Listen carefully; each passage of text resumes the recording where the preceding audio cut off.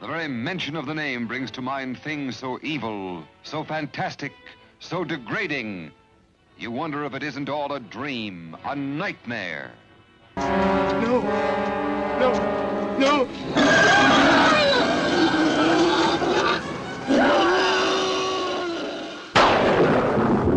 The Hallowscream Halloween Spooktacular.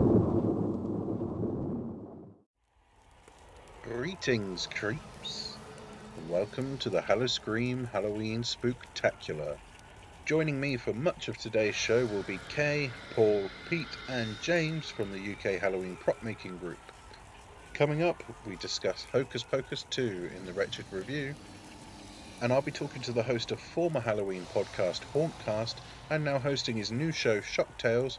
Chris Baker will be joining me to talk all things Halloween. But first, we'll be trying to help you calm your nerves as Haunt Tips is dead ahead. Haunt Tips. Hello, Hallowscreamies. Welcome to Haunt Tips. There's not time now to give you any real good advice, so we'll be keeping this edition of Haunt Tips nice and brief. We've talked a lot about stress this season, so I'll make the point one last time. Do not stress. You're supposed to be having fun. Chill out, try to go at your own pace, and if you're struggling, go back to Season 2, Episode 5 of Hallowscream and listen to the Haunt Tips segment on there, the 3-track plan. It's a useful way to help you mentally organise as you set up your haunt. So, in summary, take it easy, don't stress, and have fun. It should be easy, but with that said, it's time to pull our fingers out of that festering hole and get to work. It's crunch time, kiddies. Seriously though, have a fun Halloween, everybody. We'll be back with more next year on Haunt Tips.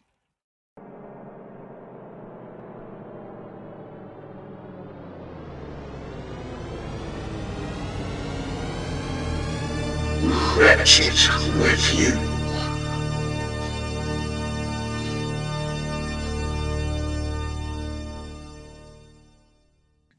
So, who's got around to seeing the new Hocus Pocus this year?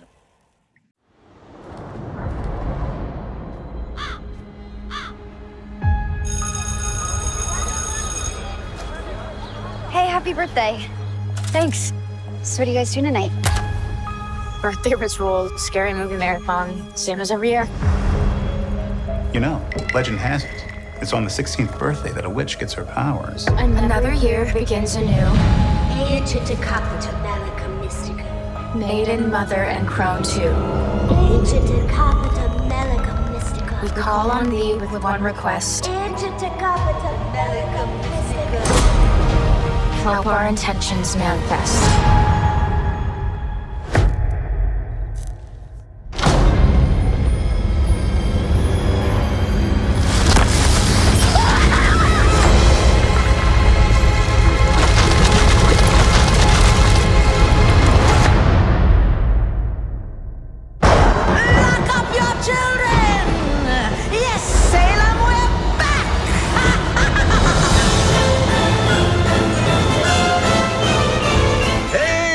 Sanderson sisters. I bet you're looking for the stage. Always. I quite enjoyed it, but it's a kid's film, and as for a kid's film, I thought it was really good. Some funny bits in it. The guy that they resurrected from the tomb, he was fantastic. No, he's not. he was a fantastic actor. It reminded me of Pirates of the Caribbean. Johnny Depp, yeah, talked just like it. I think I'm going to upset a lot of people on the group because I love Hocus Pocus, the original. I think the second one, what they've done is they said what worked well in the first film. Oh, the singing, that worked well. The witch, one of the sisters flying the vacuum cleaner, that worked well. Yeah. They just hooked into that, excuse me, and made it all about the witches singing. So there's a lot of singing. I think a bit too much. And then obviously they made up with like the new type of broomstick, the ones that run around on their own. Yeah, the Roombas. And Yeah, and I think they just and made us all feel sorry for the Anderson sisters. Yeah, I They're meant to be wicked. yeah, I have very mixed feelings about it. I enjoyed it, but then there were some bits, particularly the last, that like the third act of the film, kind of just I wasn't so sure about. Yeah, I thought the fun fair thing was a bit weird. Didn't enjoy that. Yeah, it was all. They was queuing up for a toffee apple, was it? Yeah. Yeah. I mean, but it does make for future ones because obviously there will be future ones coming out. So I think that might be a good way of continue it on. But I don't know. Just mixed feelings. It was nice to see them again because obviously it's been 20 odd years. Yeah. Nearly 30. But the music, where's like I Put a Spell on You, and all that.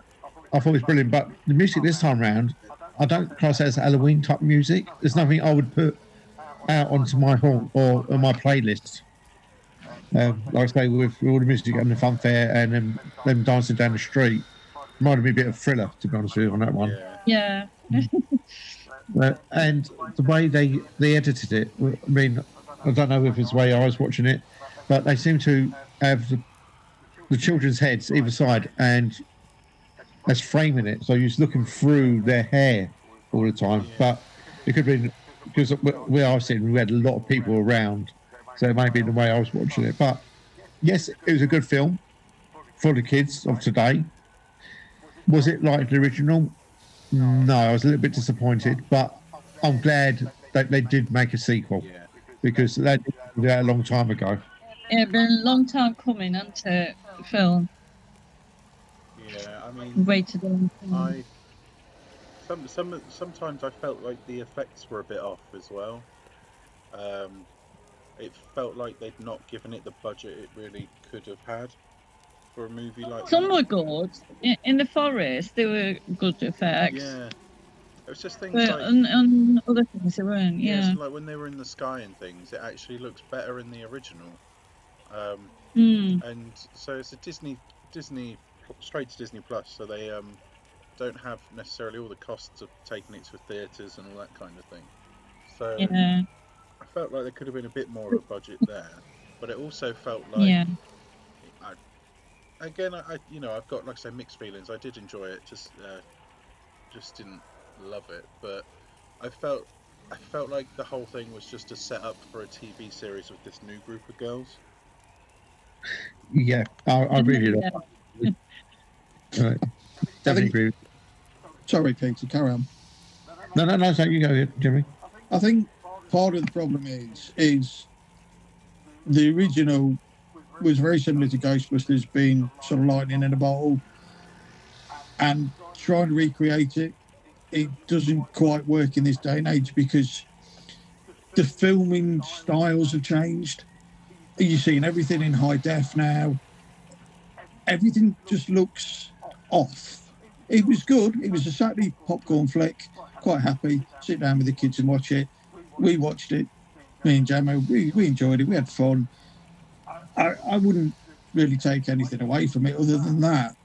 But I do think the style of the filming versus back then lends a lot of the problems of today's films.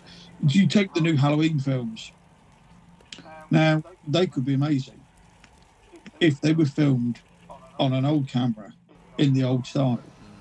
But because they're filmed the new way, they're filmed close up, you're seeing everything, you're seeing every pore on the people's faces. It just spoils it. It takes away things. I would much rather watch a film from the early 80s than watch a modern film nowadays. Yeah, I think you're right there. I've not seen Halloween Ends yet. I did want to see it because the plan was to review it for this week, but I've not heard anything. It's odd. Honestly, it's odd. That's all I can say about it. I wouldn't spoil it for anyone. It's the direction they've taken with it is, I can't understand it. I really can't. I've heard a lot of complaints that what was supposed to be Laurie Strode's story isn't really Laurie Strode's story. So that's kind of disappointing. Like I said, I haven't seen it yet, so I can't really judge, but I've not seen that many great things about it, so I've kind of put off seeing. I've not rushed to see it. You're not missing out on anything. That's a shame. But Is that on Netflix? Is it on Netflix? no, it's on Naughty Boys can get things if they look on. Right. Otherwise, it's in the cinema. Yeah, again. I'll have to watch out for that one then. Yeah, it finishes it. It finished rounds off the new trilogy, but yeah, it's just odd.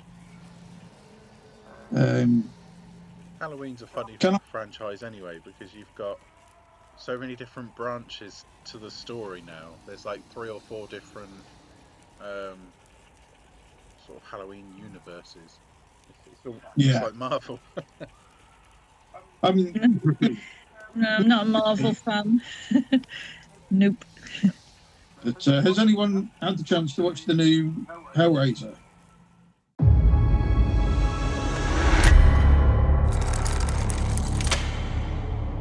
Beautiful, isn't it?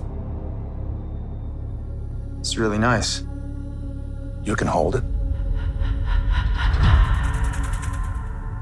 What is it? It's a puzzle. And it's almost finished. Keep going. So if I solve it, do I get a prize? I do.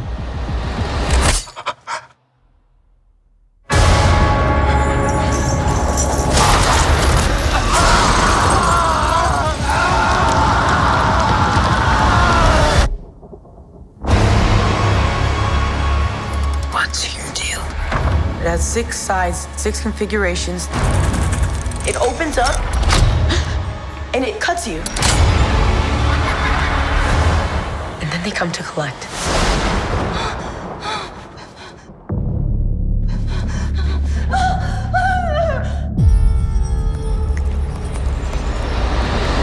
It's time.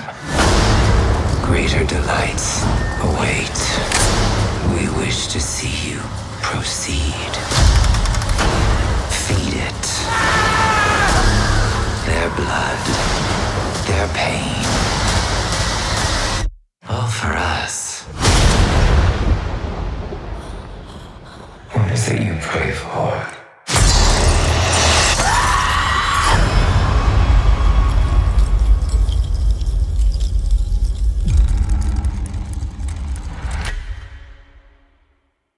It's Hulu in America have done it, which is they're kind of owned by Disney, so it will eventually come on Disney Plus. Oh, I ain't got that. Yeah, so over in the States, where we've got Disney Star, is it? Where or they put all the sort of grown-up stuff on. In the States, they just bang it all on Hulu instead. But yeah, I've been waiting for. I haven't seen it yet. I've been waiting for it to come out over here, but there's no dates yet, is there? Speak to me afterwards. All I can say is it's a completely new take, and I thoroughly enjoyed it. Good. I've heard people say it's different, but still has the feel of a Hellraiser movie. Yeah, it does. And Clive Barker's back. He's producing, not directing, though. So yeah, keep an eye out for that one. If you like that kind of thing, I do. I love. Yeah.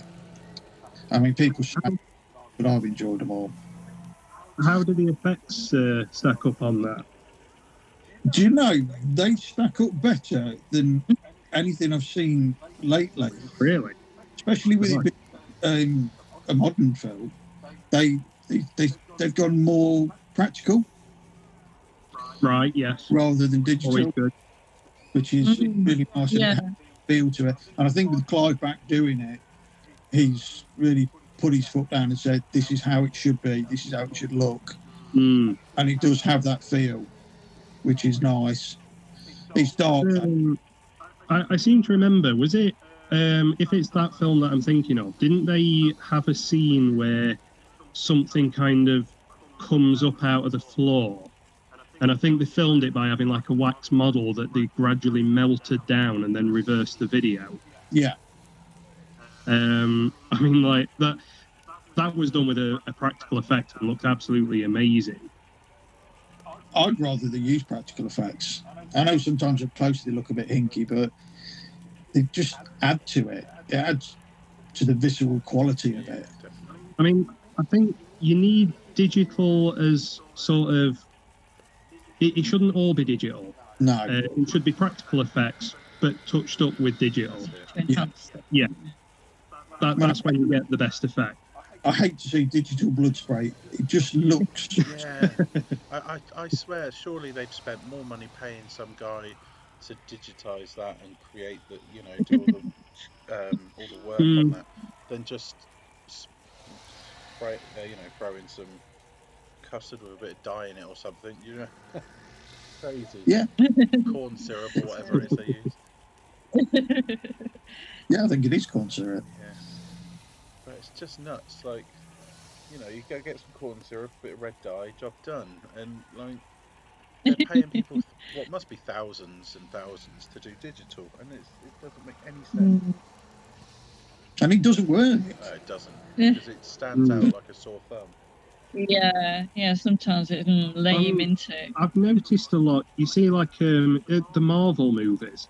Now, I do like some of the Marvel stuff, but like some of the effects in them, they just don't look as good as you'd expect from that kind of big budget film. Yeah. Like the one that people tend to pick up on most is the weightless CGI.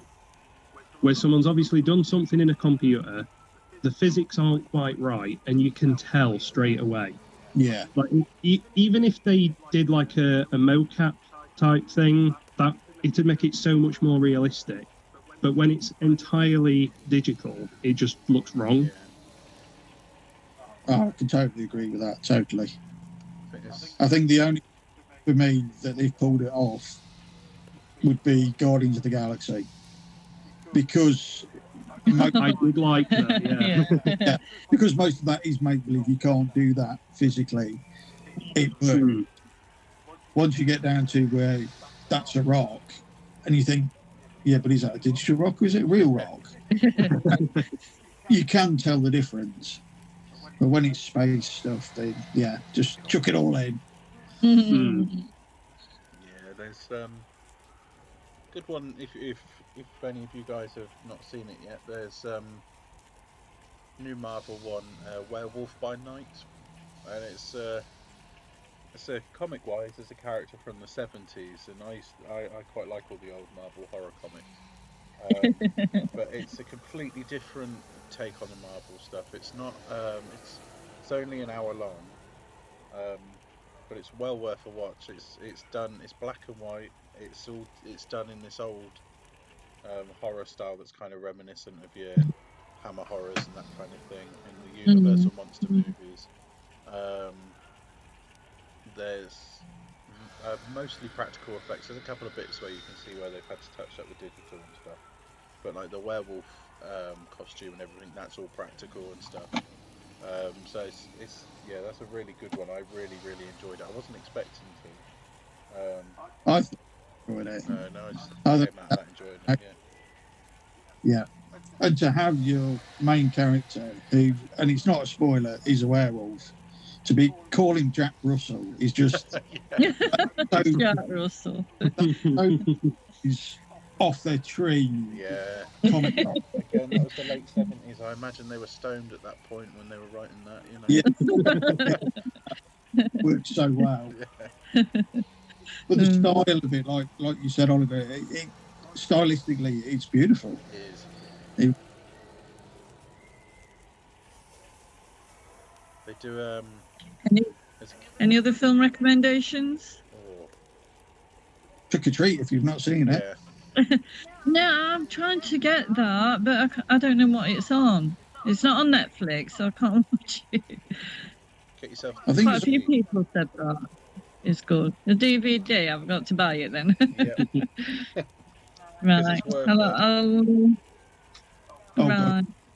I've heard a few people say how good it is. It's kind of one of those ones. Bit of what's the word? Just It's not predictable, is no, it? no, but it's a bit of a hidden treasure in that not that many people seem to have seen it. It's a bit of a cult film, really, but it's a bloody good movie, especially this time of year. It's a fantastic Halloween movie. If not, I might go as far as to say it's one of the best sort of Halloween-y kind of movies out there. It's an anthology. It's different stories, but they all kind of link up. It's a great film. I just wish they'd do a sequel.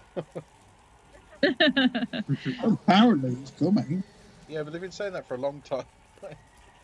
Yeah, I mean, this year again, they've turned around and said they're just looking for a director. Yeah, there's some good. I haven't seen it yet, but it's only come out over the last couple of days. But I'm not even sure if it's out over here, to be honest. But on Netflix, there's Guillermo del Toro's Cabinet of Curiosities. And It dropped today. Is it come out today? Is it? It dropped today. The first 2 episodes. There's 2 more tomorrow, Thursday, Friday. It runs for the week. Oh, nice. I've heard really good things about it already. Yeah, I've watched episodes. If it's by him, it'll be good. Yeah, it's meant to be kind of, I guess, like a kind of Tales of the It's like a Crypt mini kind of series. thing. Say that again, sorry. Yeah, and each one. Sorry. Yeah, we've got Netflix. We can. Just out of interest, have you seen the other things that he did on Netflix? The Tales of Arcadia? No, I haven't. I've not. They're well worth watching. There's it starts with Troll Hunters. Oh yeah, it's brilliant. Then there's 3 Below, and then Wizards, and then I think there's a film at the end to finish everything off called Titans. I think it is. Yeah, it's really good. I really enjoyed that. The kind of I'd say I think they're supposed to be for kids, but they're actually very, very good. Yeah, I really enjoyed them.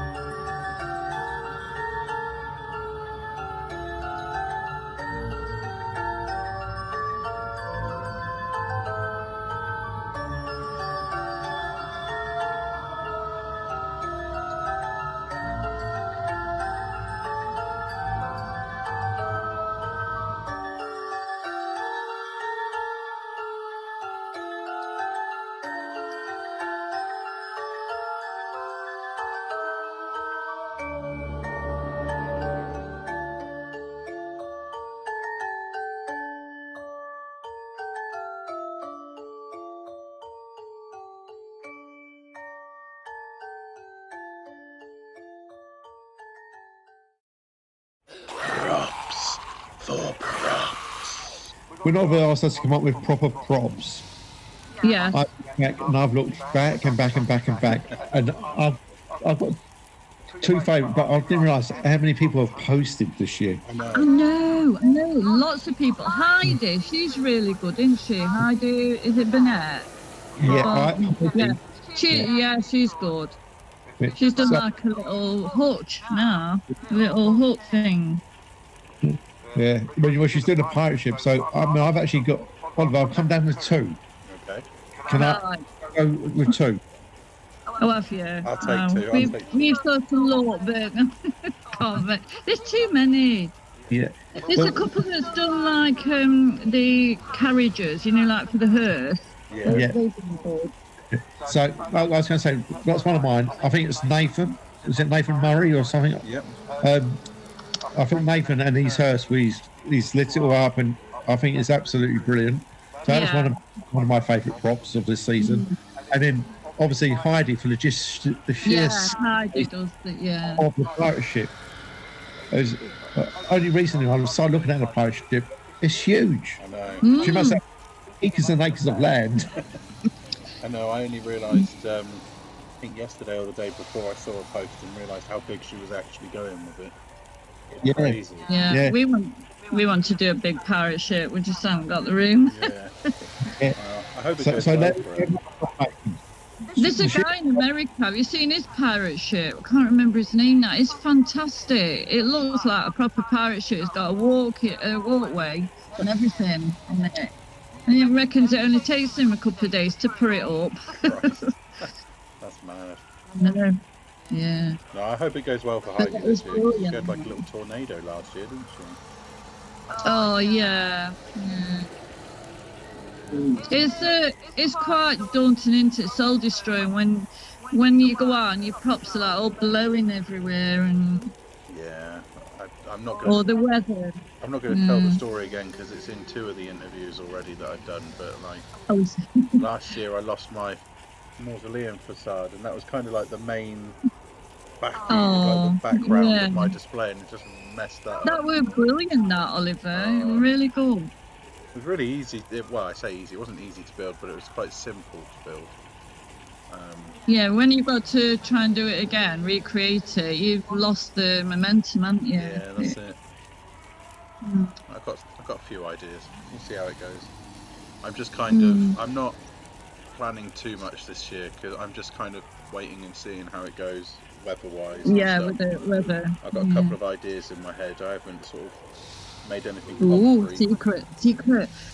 Well, I'm just not sure. Yeah, it all depends on, like I say, the weather and how things work out. But I'm one idea I've got is like a cornfield, or make it, like the edge of a cornfield running alongside the cemetery.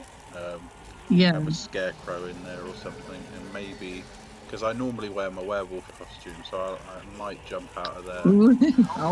Yeah.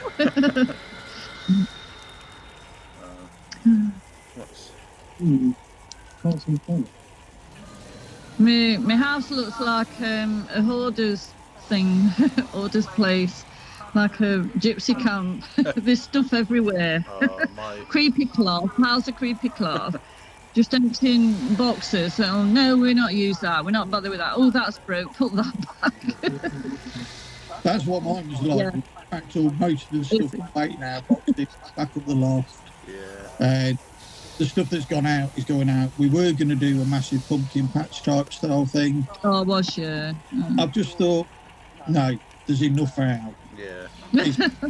You have to stop sometime, don't you? I'm terrible with creepy cloth. I am. Oh, let's put a bit over there. A bit over there.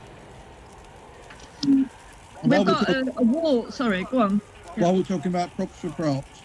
Yeah. Sorry, I'm punching a sweetie. While we're talking about props, I've got 2 as well. Now, one of them is Peter's clock, his grandfather clock. Okay. I know, Oh yeah, that's good. Yeah. I know how much work went into that, and it was absolutely fantastic when it came out. When he finished it, absolutely spot on. On is Stephen Snowden's zombie. Yeah. From He's done a lot, hasn't he?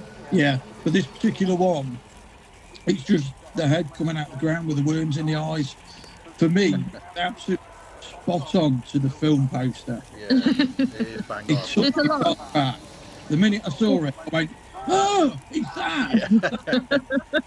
So for me, the accuracy of it is just spot on. Yeah, I agree. So, well done to you both. Quite a few's done Stranger Things, haven't they? They have. Yeah. Who's the one? I don't know if it's American or English. They did the Vector. Oh, and it was absolutely brilliant. And I thought, do you work for a... Yeah, Vector. Vector, sorry, not Vector. Vector. And I work for the film company. They should do. I mean, it don't matter what level you're at, you can get inspiration and step-by-step instructions. You can have a go yourself, can't you? And then people that look at this, it's my first time corpsing, and you think, oh, that's really, really good. Yeah. I mean, the level of props this year from everybody on the group has been fantastic. It's been phenomenal because it has. And it's been so diverse as well. It's not just everybody's corpse and skeletons or everybody doing clowns, or it's been a bit of everything. Everything, yeah. I've loved all of it. I know. We've had a real mix as well. It's like you say, it's like from little things like I can't remember the lady's name, but she made the book from Hocus Pocus. Oh yeah, and it was really yeah. I basic can't remember. how she the built it, but it looked awesome in the end. name. And then you've got all the way to things like Nathan's hearse. That that's phenomenal. That's mad. And to see how that started and how it's finished, it just looks awesome. We've got, and like you say, there are so many like that this year that it's just been, crazy. There is. Struggling to keep up. People have started putting the haunt things on now as well, aren't they? And some really, really good haunts coming out. Yeah, I know. Well, what's that guy? And he's only got a small front yard, but it's absolutely packed jam full with the. Oh. Who's that, the lad in Bristol? I don't know. It's the one that's got like a clown face, like a mouth. Yeah. It's absolutely chock-a-block. It's garden. He does every year, but that hot rod he's put in is beautiful. Yeah, that's brilliant, isn't it? Absolutely beautiful. But he really does cram that front yard out every year. Yeah, I think Nat's mentioned she liked the hot rod. Yeah, I'm interested to see some of the actual walkthrough ones, because we don't get many of them over here in this country, so I'm always interested to see those. I'd love to do one. I just don't have the time. No, I really don't. I mean, this year, as you all know, I lost a lot of my build time to renovating the kitchen. Yeah. And it about killed me. It literally did. It looks lovely now. Does it? Oh, worth it then? It really was worth it. But prop building time, it just went out the window. So I've done what we've done, what we needed to do. Yeah. We're happy. We had big ideas for the witch scene, but it keeps getting put back. With my mum not being very well, that's took a lot of time more. And then she got put in a nursing home, so going to see her. But before that, me and my sister were down at her house nearly every day. And she's passed away now, so it's took a bit of relief. But now we've got the house to sort out. She never threw anything away. It's going to take months. Yeah, that's my dad when we had to sort his house out. Yeah. Oh dear. Bless you. Yeah, I'm glad it's over. We're a beautiful service, really, really nice. Oh, that's nice. It was, yeah. We've saying Have you got your mum, Peter? You got? Yeah, my mum, she's over in Australia, so I've got my crazy, crazy aunt who I've been working on this year because she's gone to see now. So again, I've lost a lot of build time with that. But going back to the diversity on a group, what I've noticed, everyone has been so helpful with each other this year. They have, yeah. I think our group's brilliant. Yeah, there's been no snarky people really, and everyone's. A big shout out to Martin Parr with his electronics. It takes art and then he explains it in layman's terms for everyone to understand. Yeah. So I do think Martin's done really well on that one as well. So there's a few people out there who I think, wow, you are actually really, really good at this. So they can share, can't they? They can share the ways that they do it. It's brilliant. I'm really glad that Martin stepped up to do the electronics thing with us losing Stuart this year. Oh yeah. Massive blow, and Stuart did so much for the group, electronics wise, especially. Yeah. I mean, anybody asked the question, I'd kind of just shunted it Stuart's way, and he would pick of the fingers. He was a whiz, weren't he? Oh, he was. I'm pleased that they're doing the horns, and Yeah. it's going to be a big event, isn't it? Yeah. Tracy, yeah, good luck. I know, in a way, It's too far. I'd like to go, but it's too far to for us to go down Well, there. I kind of regret, this year doing my own thing because I want to. It would be nice to sort of go along and see Stuart's and everything. Yeah. I'm glad. Is it Jamie? Yes. Yeah, I'm glad Jamie he's sort of Gendry. taking it on because it's. I am. Yeah, it's. Is it him that does the trains as well, the model railways? He does, yes. Yeah, he's off and about all over the country. Yeah, it's hard for Tracy, bless her. Yeah, especially time of year. I'm going to put a candle for Stuart. Light a candle. Yeah, Keep it spooky. Must be Spooky a for Stuart. black armband. So he'll be wearing that black armband from now on, for sure. Oh. Yeah, I think we've got a skeleton which I'm going to top hat and goggles. Yeah, that'd be brilliant. Yeah. I like Very that. good. I've got my tombstone for him. Yeah, saw it. Oh. I keep wanting to add to it, but at the same time, I kind of like it as it is. So I don't want to. Yeah, just no, it's good. Yeah.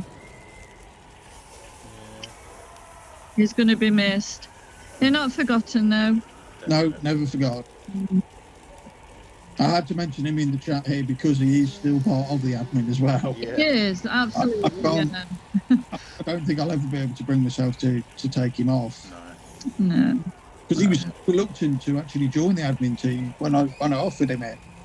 He didn't think he was good enough. Okay. And he didn't he didn't think he'd be able to live up to being part of the admin team, and I just told him stop being silly. Absolutely. Became one of the Well, I don't do much. Yeah, I'm sort of a sleeping partner. I say, I mean, you are admin, really. Oh, thank you. Hey. Yeah, I've been quite rubbish with my admin duties lately, but I've been the podcast takes so much of my time. It is unreal. Yeah, I must say, Oliver, they've been brilliant. I've really enjoyed listening to them. Yeah. It's definitely improved. I'm not confident enough to call it. You sound confident. Yeah, you come over really, really well. No, good. I can definitely hear an improvement in them, so that's Yeah. I like the new format. I did enjoy the live. I do, yeah. It was But having this new YouTube format, you can listen to it whenever. I mean, I listen to it when I'm at work on my headphones. Okay. It's fantastic for me because it's a good morning's worth of listening. I'm trying to keep it. I've been having issues with audio levels and stuff. Sometimes YouTube, when it formats it, just formats it in a weird way, and some bits end up louder than others, or just the vocals end up too quiet or something. But I've really been trying this time, and I interviewed Chris Baker, who Jimmy will know. Baker used to host Hauntcast, which has sort of inspired me to do it in the first place. And yeah, the interview with him, it went really well. We had a good chat and that, but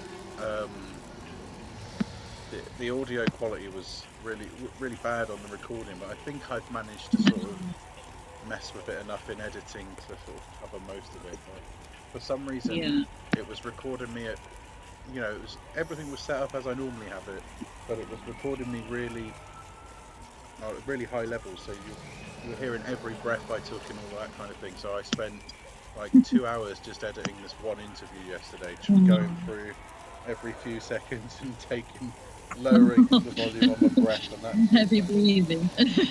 Yeah. No one wants to hear me heavy breathing over a microphone. People don't realise, do they, the level of work involved.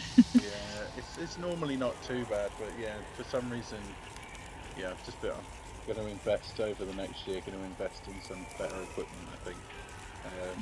Try and commit to it a little more. It's been That'll make my life really easier. good.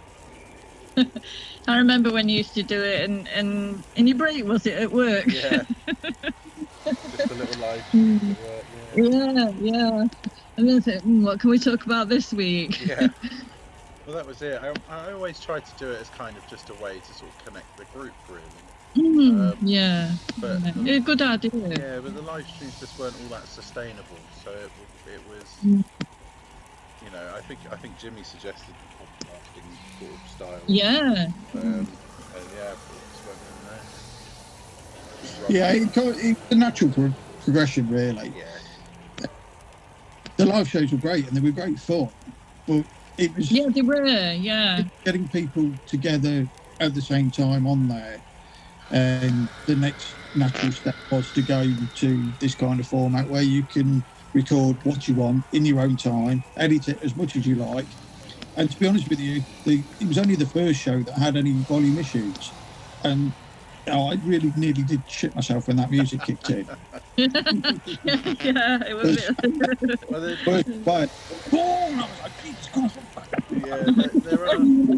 There was some bits.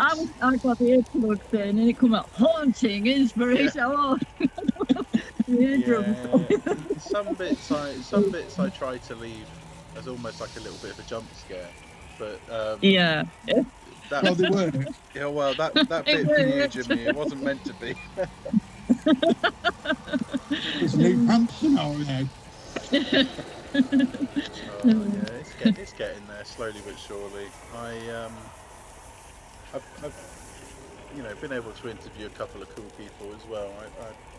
I did get to speak to Liam that does Haunted Skull on YouTube. Yeah. But the recording, the file was corrupted, and we just haven't had time to sit and do it again. So we're just going to save it for next year. Yeah. That's okay. Yeah, he's been super busy. He's doing a walkthrough.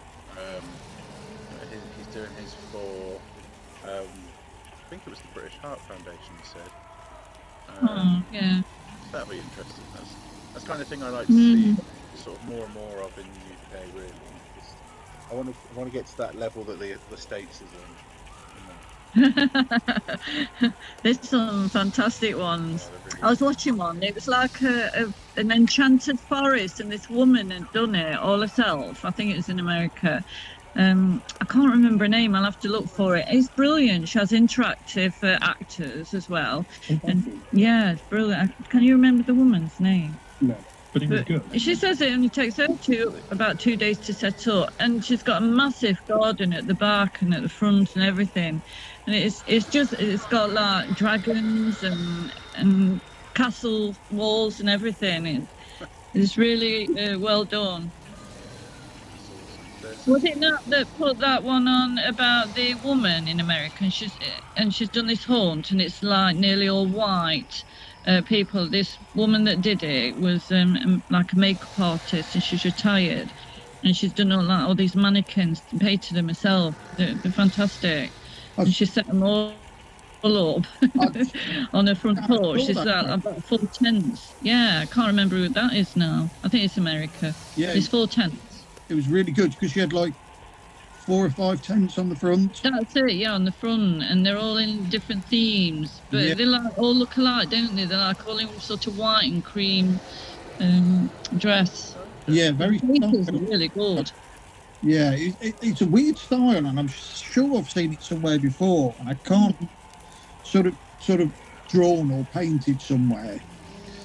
But the style she'd done on the faces was very, very familiar. But it was brilliant. You can tell she's a makeup artist. Oh, that's cool. I've not seen that one, so I'll have to look it up. Was it on our group, Kate? I think so. I wasn't sure if it was Nat that put it on. Right, I'm just looking now. I'm actually sat at the computer. I've definitely seen it, yeah. Just go on. One of the things I'm going to do this year is last year, we had a lot of youngsters come on who didn't actually want to come onto the property because they were too frightened. So they'll be braver this year. We'll do something called Baby Boo, where Oh, yeah. The one side of it would just be inflatables and cute stuff, toys and all that sort of stuff. So the youngsters can come on and then actually enjoy it. I mean, and I think that's something in the UK that we need to get into a bit more, is encourage the youngsters to actually start coming along and actually enjoying it, like I say, Oliver, because that's going to be the future of Halloween. Yes. I'd love to see sort of in the States. There's a lot of localized groups, and they you know, have making takes where they all get together and make, you know, spend the day making a prop or something and take it away at the end of the day, or you know, that kind of Oh, that's a good idea. Yeah, because then you've got everyone together. You can help each other out with those that might need a little bit of extra help or whatever. And yeah, it's just I like the idea of it. It'd be cool to do that get to that kind of thing one day. But I think first we need to just have a sort of general gathering of us all yet, you know. Oh yeah, we're still on Metal Pathway. That'd be excellent. I mean, and do you find, because in my road, obviously I'm the biggest and do the most, but everyone says, "Oh, we can't be bothered because there's no way we'd be able to compete against you." And I'm saying it's not a competition. Yeah, no. Put anything out. Just do something to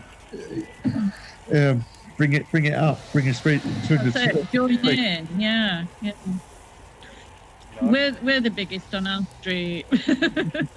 There's a house across the road trimmed up, and before that, years ago, there was a family in there. It says, "Oh, we're trimming up for Halloween." I goes, "Yeah, we put a few bits out ourselves," but they did a really good. It was outside the house. It's like an inlet thing, isn't it? It's like like a porch, and they trimmed it up. It was really good. And they had lights and everything. I like it. I like to see. Yeah, there's a couple. As you drive out, they've got like feet webbing and bats in the window and that. I thought, oh, somebody's trimmed up. There don't seem to be many this year. Certainly not that's trimmed up outside. Yeah, it's strange. I like seeing it. Yeah, I do. They're probably expecting bad weather. Yeah, I've got. So, I mean, I think there's people in my village that do it better, to be honest. But people politely tell me on like the school run and things that mine's the best one. It's not about being best or anything, is it? No, it's exactly. just the fun of it. That's what I think. We do it for fun. We don't even do it for like charity or anything like that. We can't be bothered. We just do it for the fun. Yeah. We want people to come and enjoy it, not. So we don't want people to feel that they have to give money when they come either. Yeah. We can't be bothered with that. But all credit to the people that do. People give you money? No, people don't give us money. We don't ask for it. I wish people would give me for doing it. Yeah, be able to buy props. I've been asking myself just this week, why on earth I'm doing this? Because it's been horrible this week. The weather's fought me, props have fought me. I've even been fighting with leagues of power league today. It's ridiculous. Oh, we've had a few things as well go wrong. We put the guillotine up and then it didn't work. Well, it was working, then it didn't. So I think water's got in the circuits at the top, and it pulled. Yeah, it blew the power supply up. So managed to get. I've got a new Meanwell power supply. It's one of the waterproof ones. I've been and replaced that today, and turns out I've missed a wire out, so some of the lights still aren't working. It's always the way, though. Yeah, we'll put the ladder again tomorrow. Yeah, we'll get it sorted. It took longer this time to set up, though. Now, when you've been at it about 6 hours, you start losing will to live. You've all got people to help you. I do it on my own. Gemma does help me now and again when she's free. But generally, I do it all on my own. Oh, that's good, James. No, nobody likes me enough to come and help me. I'm the same. Well, we've got. I've got a daughter, and I said, "You coming to help?" Yeah, I'll come. She usually just turns on and hands the sweets out, don't she? Well, must be put this thing on. Yeah. I'm lucky because I have a boo through, and Jimmy, I actually had my wife up a 3-tier ladder today at the top of the house, hanging up spider webs. I footed the ladder. Right. So you We know didn't that. go that high. Yeah, Gemma would never be going up ladders hanging spider webs. Not at all. I have been up the ladder. I'm 65 now, so I'm not. Not anymore. Pete, I'm quite interested to know more about the Boo Crew. How many people are now part of the Boo Crew, and what's the sort of youngest to oldest? Okay, so Boo Crew usually has between 3 to 6 of us who help us out throughout the year, and on a day there's loads. I mean, who take it in shifts to come and help hand out the sweets, keep an eye on the props, especially because you've got youngsters touching. This year we started ABC, Apprentice Boo Crew. I think the youngest is 4 and the oldest is 10. So we got 6 of them at the moment. And like I say, they come over today, they painted all the tombstones. So they'll get involved in everything like that. And then as they get older, they're going to get more involved in the building of the props and learning how to build them, how to make them, all that sort of stuff. So yeah, we have quite a few people. Everyone's saying, "Oh, can we be part of the Boo Crew?" And they all get their own T-shirts. So with Boo Crew Apprentice or Boo Crew on it. So yeah, it's really good. And again, it's part of the community, and they absolutely love it, especially when you get the youngsters in the road helping out. Yeah. So it spreads the word. That's awesome. So not good for that. Brilliant idea. Someone can shout out, that's slave labour. Slave labour. just stick with the Boo Crew, it makes it more acceptable.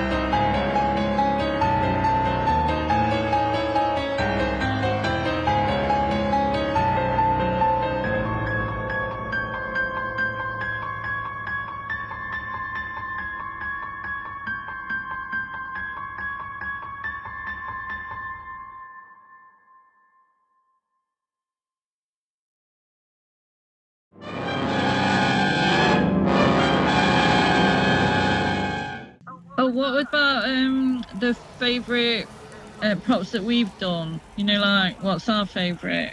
Wasn't that one of the discussion tips? What you know, each of us has done. Like, Do you have a... What's your favourite, Oliver? Oh, my favourite. Your mausoleum blew away. Yeah. Somebody else has got that, I'll tell you.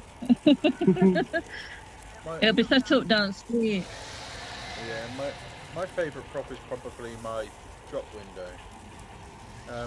Oh, yeah. I can't even fit in there. It's built for the kids, but because they love it so much, so I love it.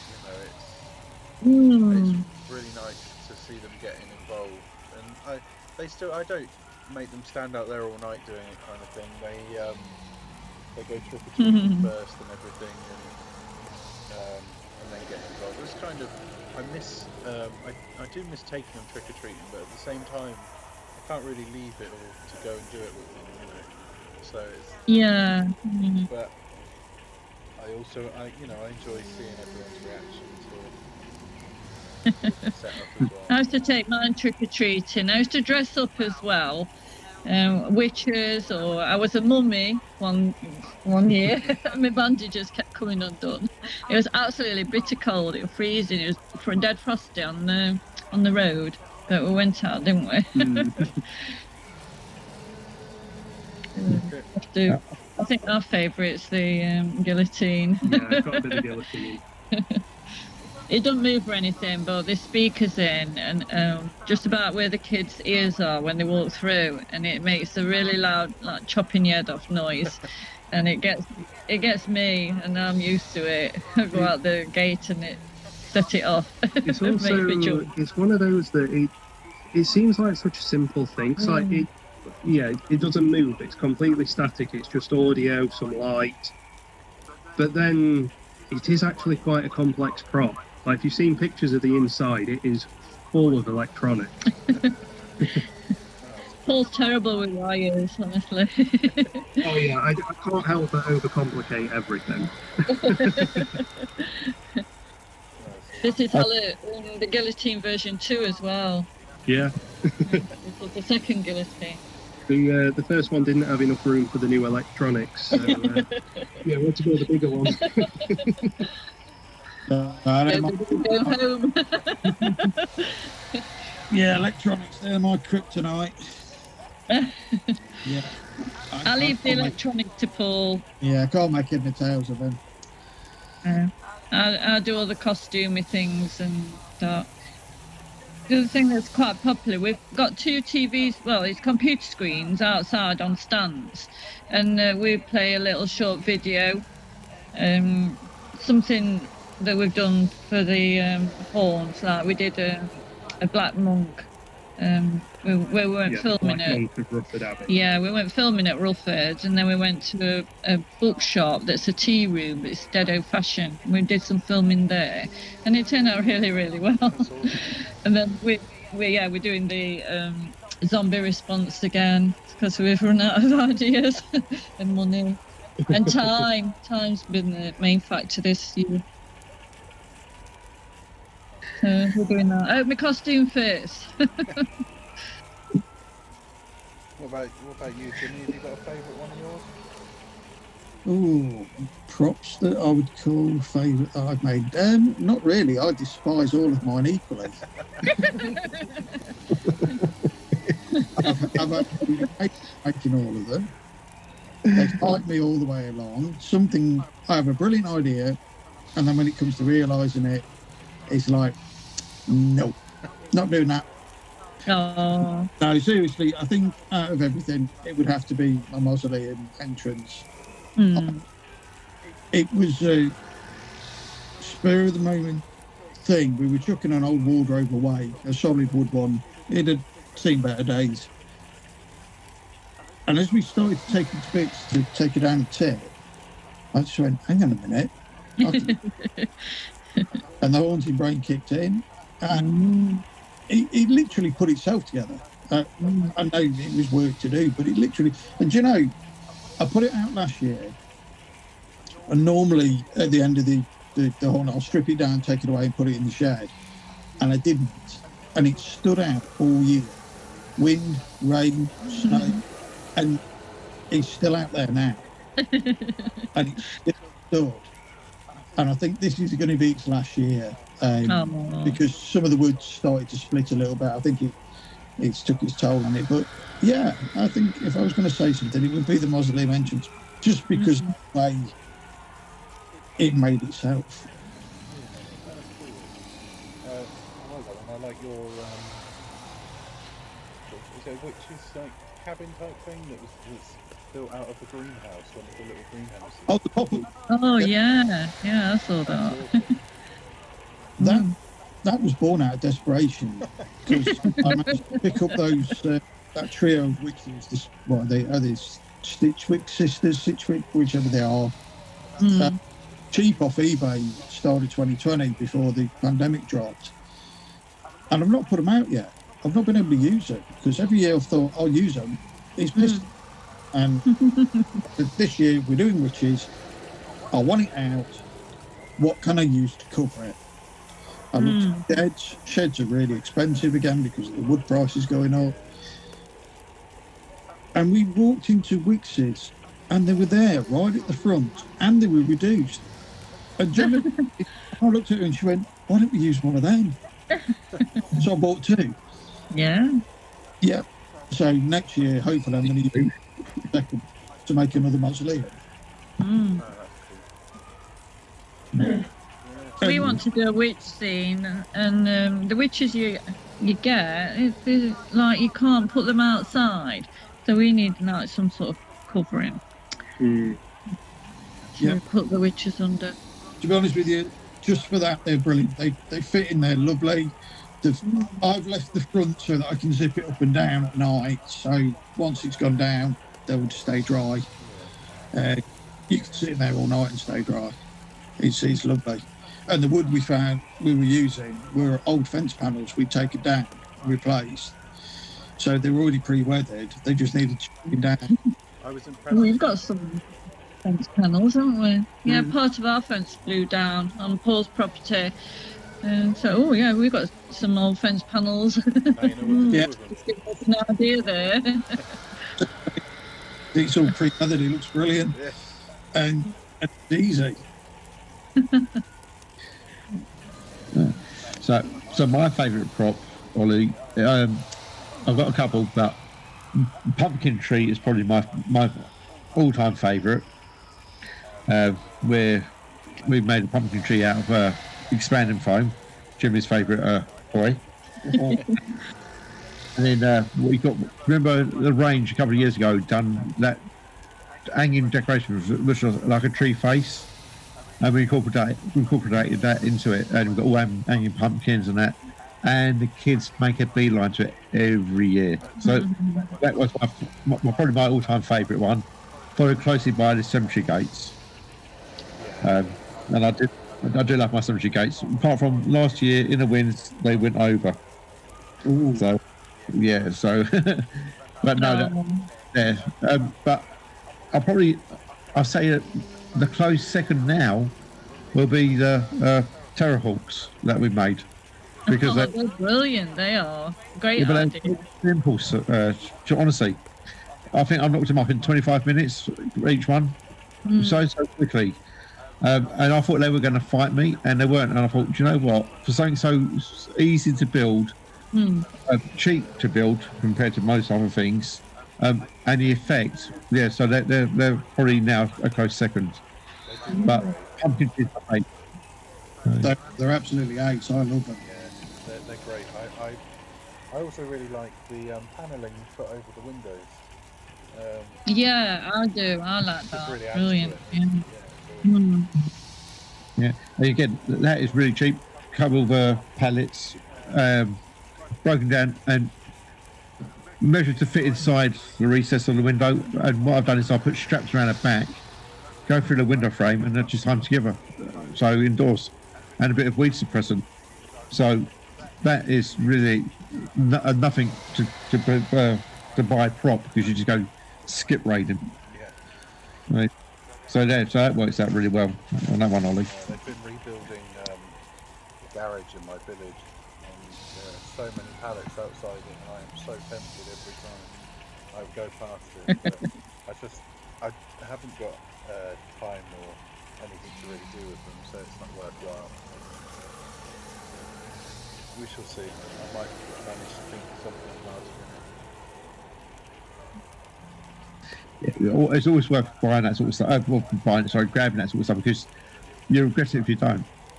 I mean, my boneyard's getting bigger and bigger and bigger. But I say, and if not, it can go in the open fire. Yeah, that's it. I've decided. I'm already thinking to next year, but I've already decided that I'm going to try get some more foam. I'd like to do more big tombstones, because I've got a lot of tombstones now, but a lot of them are still the sort of store-bought little ones. I'd really like to upgrade. Yeah. I was the same, Oliver. We've got the shop bought ones that were just reinforced and put stakes in, so they don't blow away. We'll have to make our own.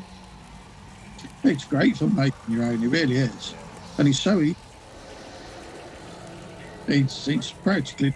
I know. I show off a little bit because I've got that bench foam cutter thing, but you don't need that. I mean, you just need a good sturdy knife that'll cut through it. You don't even need to Dremel out the letters or anything, because if you go to the range, they sell wooden letters, which are a good couple of inches in size, and they do on beautifully. That's what I used on the big tombstone with the Canberra Crypt Cemetery written on it. We just bought a box of them. Oh, right. And they do some bigger ones as well, which I've used for the Rest in Peace on a couple. It's so easy, and the price of it for what you get, the bigger the sheet you get, the cheaper it works out. And Wixies do some massive sheets. It looks crap when you buy it because it's it's white with black flecks in it. But always go for the 50mm stuff, because you'll never break it. I've done it for years now, and I'm just going to find some wood to touch. I've never lost one. In the wind, in the rain. I mean, all that really strong wind we had the other night. No, never even touched it. And where'd you get that foam from then? From From Wix? Yeah. Oh, right. Yeah, we've got Wix near us. Well, I'm making right on it, Jim, because I think the three first prop I built were the tombstones out of the 50mm polystyrene. And 20 years ago, and they still go out every year now. I mean, I've probably come and gone, but those tombstones have stood the test of time. I'd like to find a way of securing mine better. So I've only really got a tarmac drive up front. I don't have a big front garden or anything. We've got sort of a small gravel patch, and then you've got a double driveway type. The gravel bit is it's rock hard under there. It's just like clay, so it's rubbish for sticking anything into. But the way I get around it is I lay 2 rolls of fake grass down that I've got to make a cemetery, and I've got literally just a load of little boards with a nail through them, and then that slots on to the tombstones are attached to a post, and it just slots onto them like that through the fake graft, and that's how I have to do it, because I can't figure out another way of getting it to stay up everywhere. Well, that's a good idea. Yeah. Yeah, it makes it a little bit bumpy because it's all sort of off level, but it does the job. It adds to the effect. I wonder if you could attach them to half slabs. It's not bad thought. Because you've got the weight then, and it gives you the stone look of the base. Yeah. I don't know if you can get. How about not so much slabs, but it's like edging, like paving edge. And I know you can get it in certain sort of sizes, like you do your slabs. Yeah. But it's narrower. It's fairly weighty, and you could mount them on those. shout. Actually, I've never really thought about it. There's because I don't know if any of you have seen, but the Works, they've got some wooden ones this year.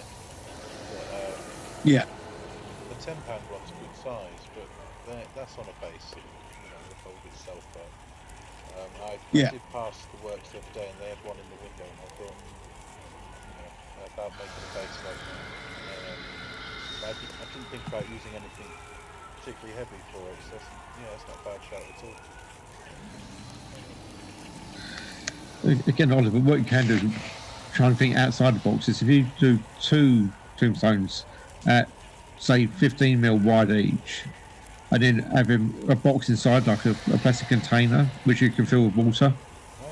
And then, that way you've got to take them away, because obviously you've got to think about putting away afterwards.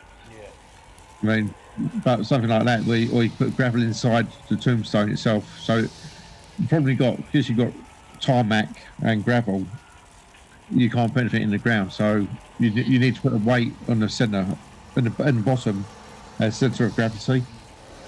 And again, because of the wind coming along, or the kids walking past it and knocking them over. So I'd think of something put inside, like I say, either flagstones, really good idea, or putting something inside the actual tombstone itself to hold it down. That's not a bad chat. See, look at you. I should have we should have had a group chat before. What maybe next season we do challenge the admins. So when someone's got a problem, they can actually ask the admins, and then we all come up with ideas, and that might get other people coming up with the ideas as well. So challenge the admin. That's quite fun, to be honest. I've got plans. I wish we could get the props that they get over there. Wish we could get them over here. That's right. They're so expensive, though, aren't they? Spirit Halloween. Yeah. Get some stores open over here. Yeah. One thing, what I've noticed, a lot of people that are joining now are stage carpenters and lighting experts in the theatre on a group. So it might be putting a call out next year saying, anyone on the group who does this, do you want to talk how you do the lighting for the stage? I mean, my brother-in-law, he's a stage carpenter, well, he was, and everything's held together with sticky tape. Literally, they're so far away. Like, Trade secret coming out. Because people don't see it because it's too far away. It's only when it pops up close that you put a detail in. So I might talk to them to say, how would you light this up? Like, blue makes it look, look closer, green makes it look further away, and all these different ideas of lighting. But I'd say, we've had so many people join this year, and obviously you check out their profiles. I've noticed a lot of them are from the theatre. So it might be able to put that out, just to see their view of the world. Yeah, I've got a friend. Yeah, that's a good idea. I've thought about all sorts of people really. So I've got a friend called another friend called James, who he's a scare actor. Hey, common name, honestly. very dead. Yeah, he's a scare actor. He does theatre acting and stuff as well, but he loves scare acting. He's done Fort Park, a few other ones, the Hellfire Caves. He's done scare acting for a few places, so it'd be interesting to see the point of view from someone that does it professionally. I always think that. Yeah. I've started to look at professional haunts in haunting inspirations as well, because I feel like I was trying to only include home haunts, but in only including home haunts, kind of limiting it. If I include, no one's saying we all have to go and make a business out of it, but including the professional ones, I thought, if someone sees something in there and they're like, oh, well, they make money off that, I could build that, and I thought if anyone can be inspired by that as well, why not? Mm. We get a few inspirational ideas from Scarefest. Paul went to Scarefest at Alton Towers the other day and he's come back with loads of ideas. Oh, don't, Paul, honestly. It always starts really big, high end, and then we come down to something that we can actually afford and do.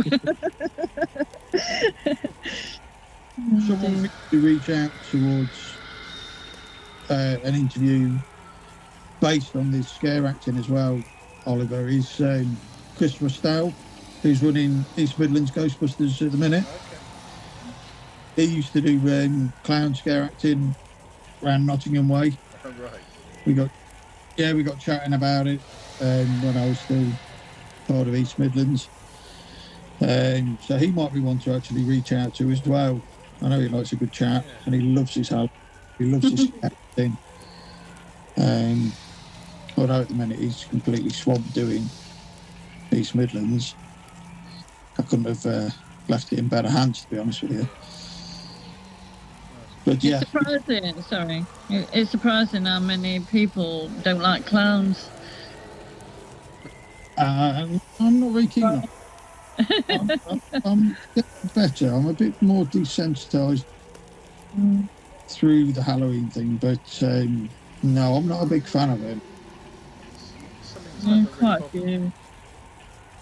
I think Tim Curry's probably got a lot to answer for there for a lot of people.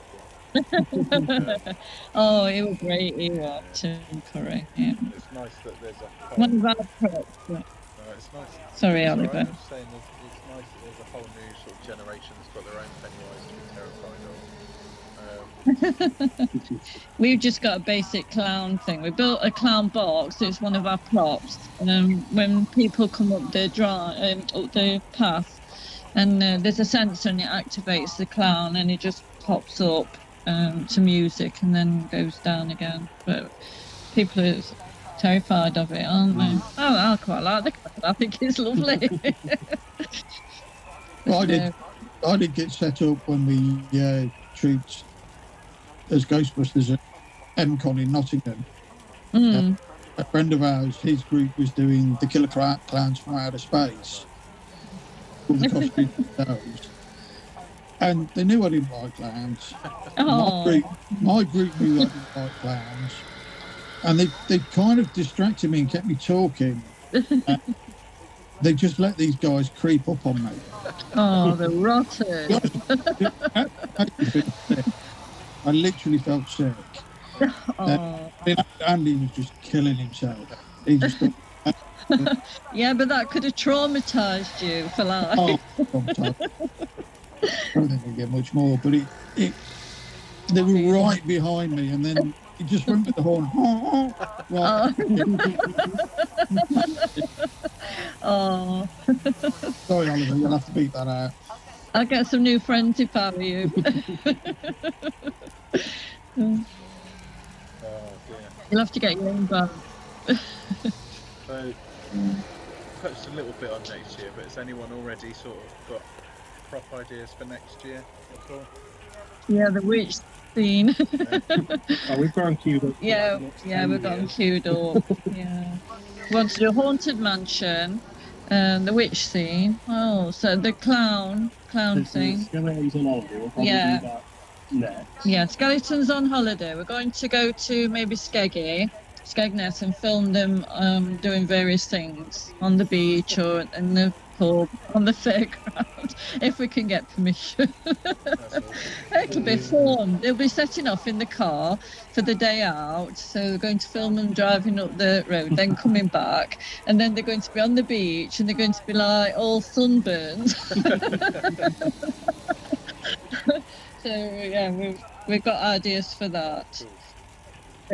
We want to build, like we do when they're on the beach and they're building a little sun castle. Then the next skellies have built a bigger one. Well, we're going to have kids. Oh yeah, kids. Have a little kid who's built one little sandcastle. Yeah. Then it pans across to the side, and the skeleton's built a massive.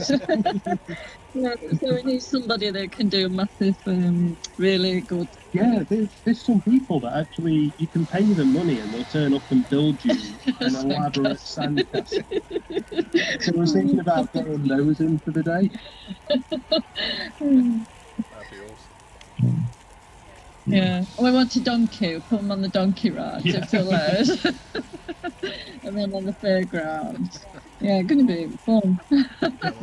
Just walking through with all these skeletons. Yeah, don't look at us, ignore us. Yes, we're just normal, just taking our skeletons for a day out. Yeah, that's one of the themes anyway. What's the others got planned? Quite a few. You said the witch one, that's going to take a lot of doing. We want to expand on the pirate scene, do a whole video to go along with that as well. Was going to do a graveyard video.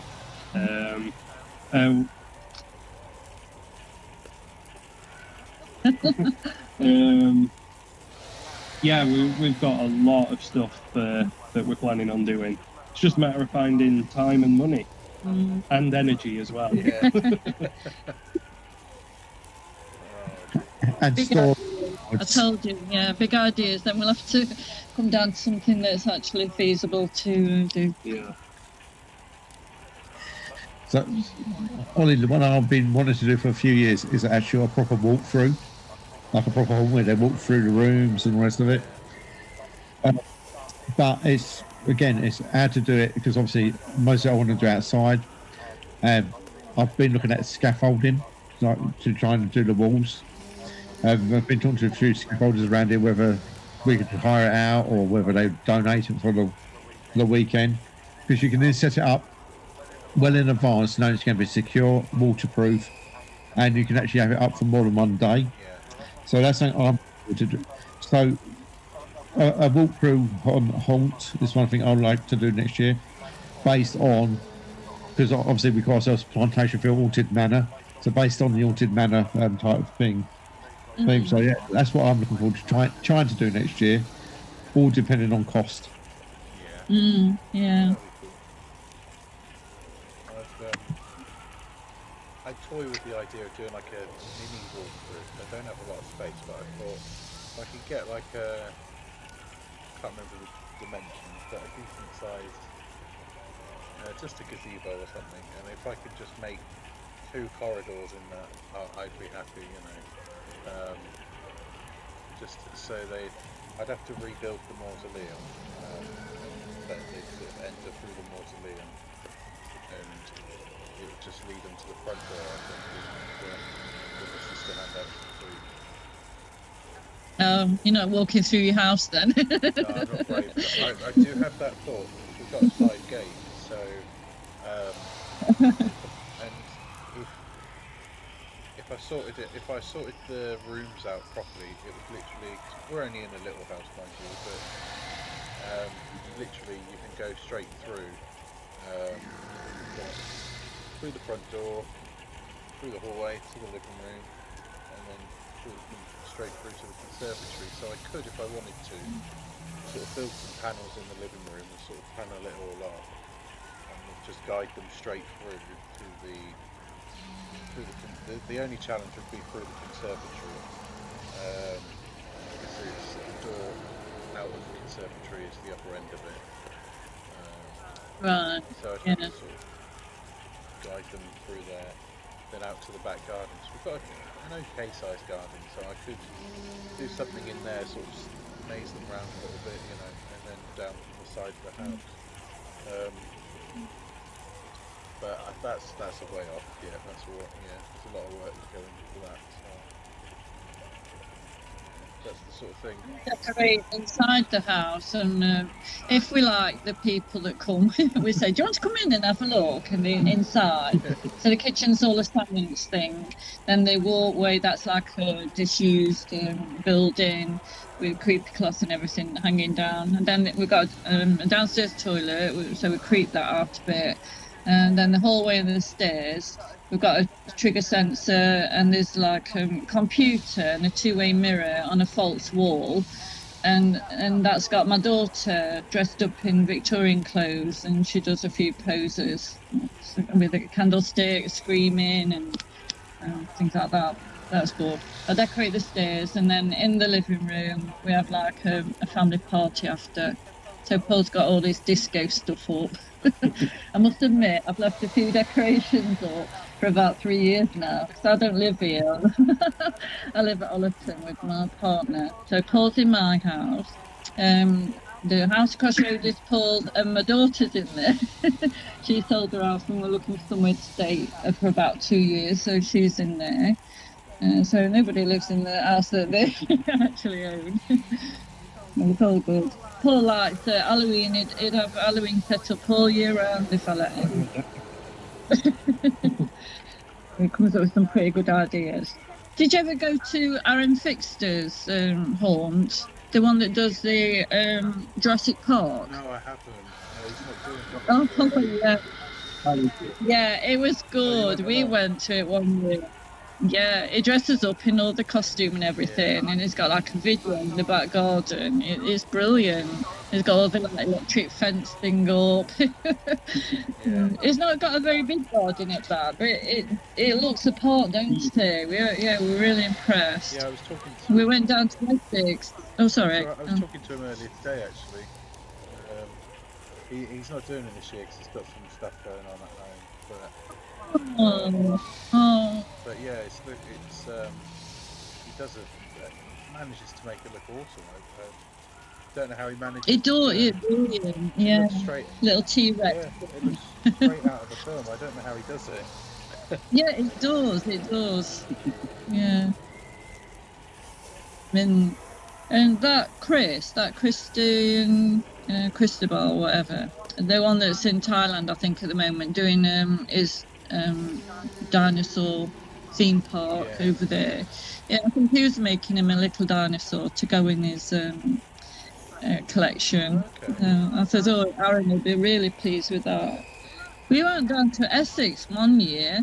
We drove. It was about 3.5 hours drive down to Essex to see somebody's haunt there. And they had a walkthrough at the back, and they'd done all this stuff, hadn't they? Wood frame, and then he put bin liner and everything. And he was walking round and up and down and that. And he got like Hellraiser character in there. It got a nun, that scary nun thing, Valkyrie, is it?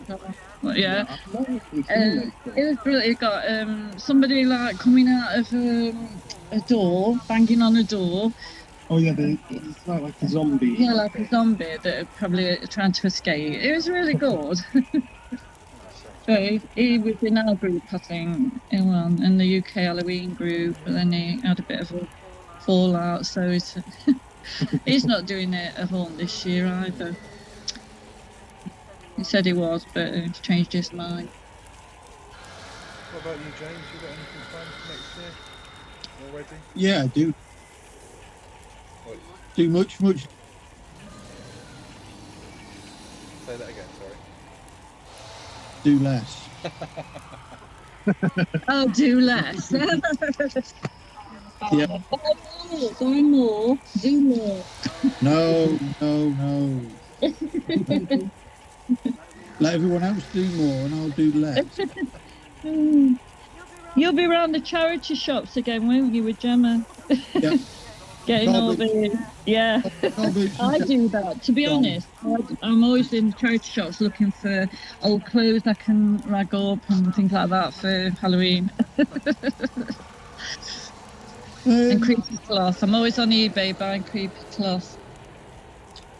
Next year, I'm torn between two things. I don't know whether to... Sorry? You still there? Yeah. Yeah, where are you? Yeah. I did go a bit Listening. crackly then, but yeah, sorry. Yeah. I'm torn between doing a massive pumpkin patch full of different creatures, safer, or just going back full on cemetery. I love the cemetery. I would do that all day, every day if I could. I don't know. I need to get this year out of the way first. I don't like to plan ahead too much. Because otherwise I just swamp myself with ideas. Yeah, I think We're swamped already. I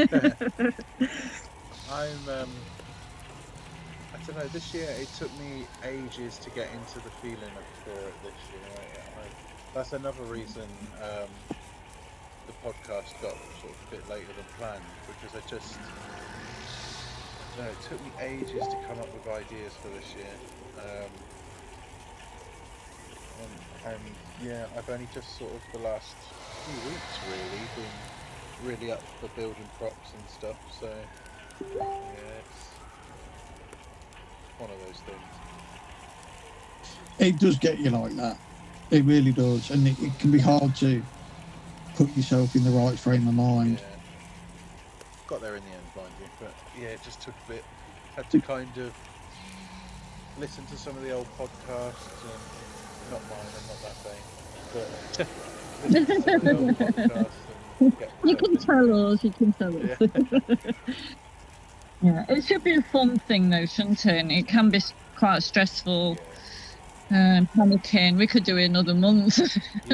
I've got the inside of the house to try and get right now. Yeah, I think in terms of what we do for Halloween, I think if you're at the point where it's just stressful and you're burning out and you're doing it, Yeah, you shouldn't be doing it. Yeah. you've got to do what you can and enjoy it, you know.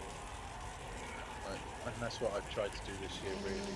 This last month or so, I guess, I've just sort of gone, right, I'll do what I can. I've not got any sort of definite plan. If it works, it works, you know.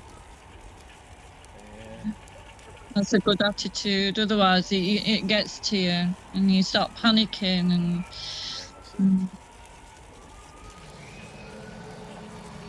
Right, well, it's that time. It'll be my bedtime soon, so I think I'll just have a little dinner. So. Are you up early then? Are you up early? 3:50 my alarm goes off. I think Nat has to get up early as well, don't she? She starts work right now, I think, doesn't she? Yeah, on the night shift. Yeah. I think she said. Yeah, I really enjoyed tonight. I really enjoyed it. Catching up. Yeah, it's been nice. It's been nice to actually talk to everyone. Yeah. It'd be nice if we could meet up, couldn't it? We'll have to find an event or something for next year that we can all sort of get to. No, it would definitely be good. I've enjoyed tonight. It's actually nice to actually put a voice to people I talk to. Apart from you, obviously, Oliver, because we listen to you every week. Yeah, sorry.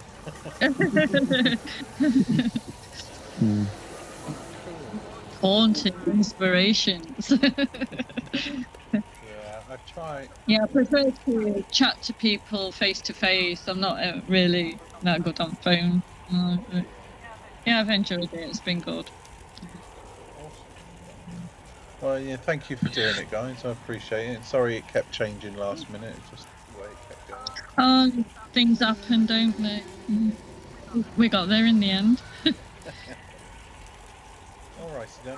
Well, good luck, everybody, with your haunts and the night. Hope it all goes well. Yeah, good luck to you all. Post videos. It's a little early, but happy Halloween, everybody. Yeah, happy Halloween. Happy Halloween. Happy Hallowscream. I'll take that.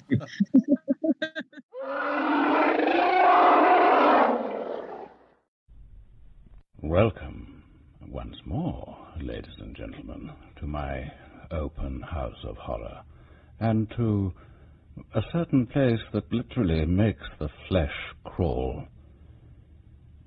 Today's story is number 12 in my series, and the number 12 is one that has significance in several religions.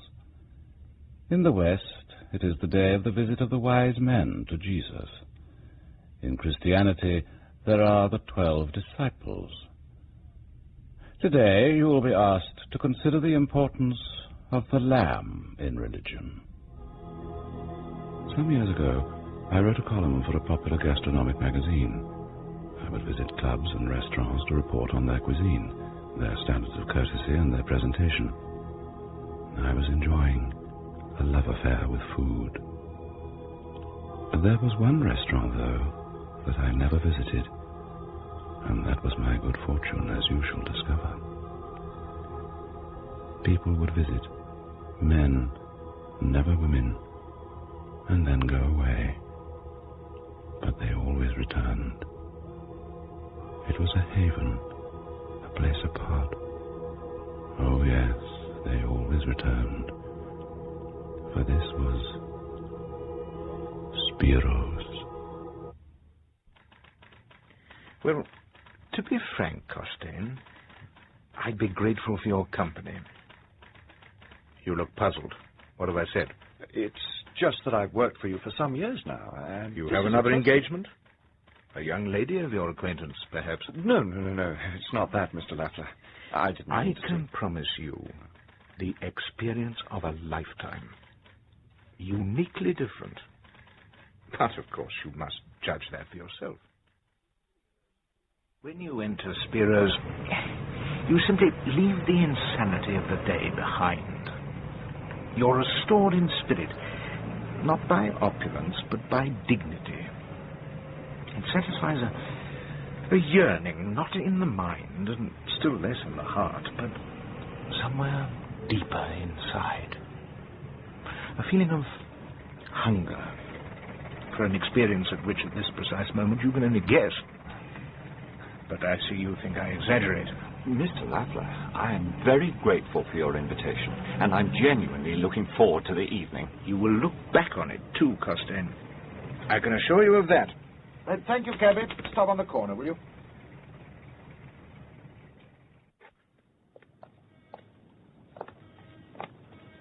You will see the place in a moment or two, and I'm sure it will not be what you expect. It has no pretensions, Costain. It brooks no compromise with the times in which we live. Still lit by gas jets, would you believe? The same furnishings, the same Sheffield cutlery. That's why I choose to walk this last part, rather than arrive by taxi. During the walk, I feel I move from one world to another, to a place of unashamed devotion. You make it sound more like a cathedral than a restaurant. Why have you invited me especially? I've always thought you were the only other person in the office who really seemed to have any appreciation of good food. And wonderful, though dining at Spiro's is. The pleasure is heightened by having someone with whom to share the experience. Oh, incidentally, there are no women there. The tables are occupied by men only. It had occurred to me I might bring Anne at some time. Oh, no, old chap. I'm sorry. That's just not on. Unwritten rules, you see. And here we are. Now, careful of those steps in the dark.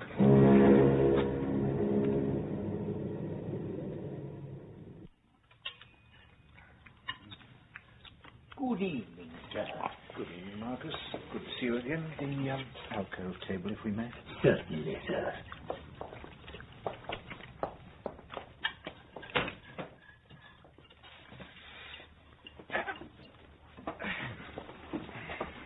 Tell me, is the special being served this evening? I am so sorry, sir. Regretfully not this evening. Oh, dear, and after waiting so long, it's been a month.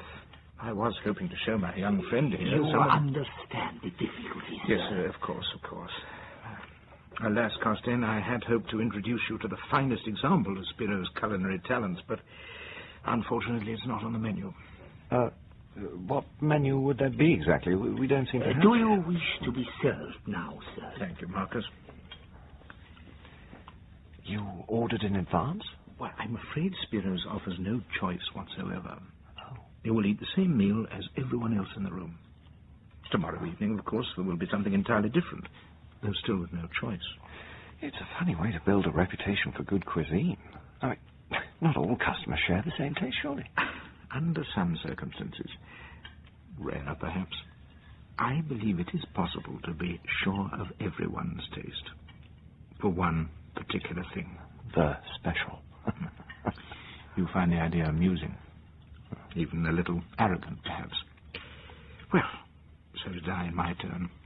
But you have yet to experience it. Well, I can see what you mean. There's hardly an eye off the plate. Do people come here solely to eat? Do you see much else? Or hear much else? It just seems a rather strange... Sounds strange, Costain.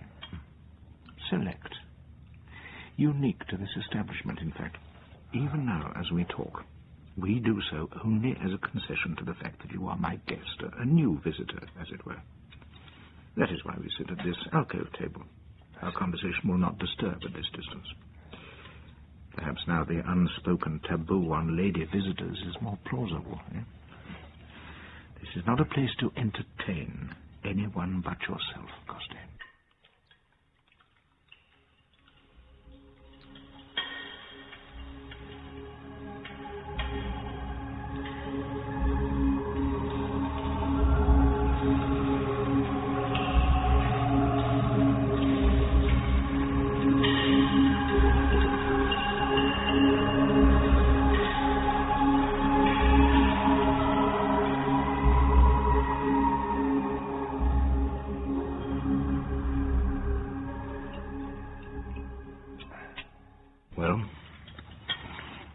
Agree with me now?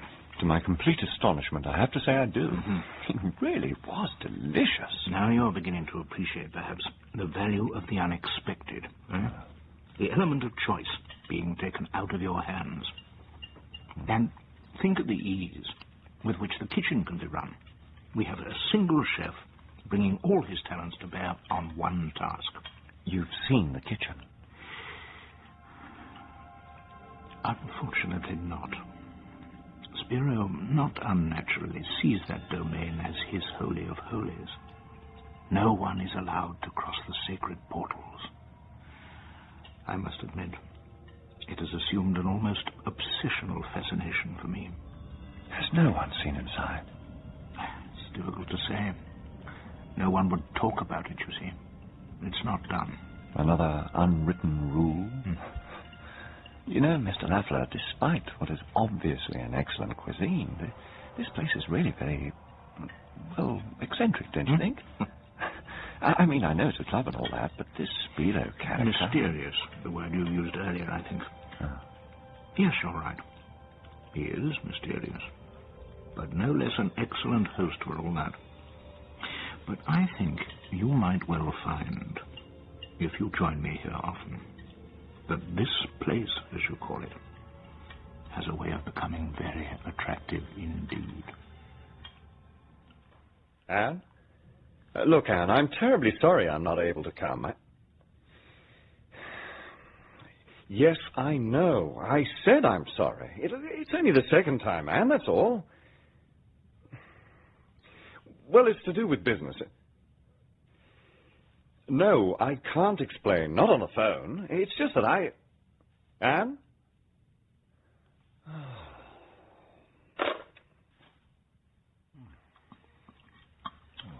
God, Rattler, this is superb. I tell you, the palate must always be uncluttered.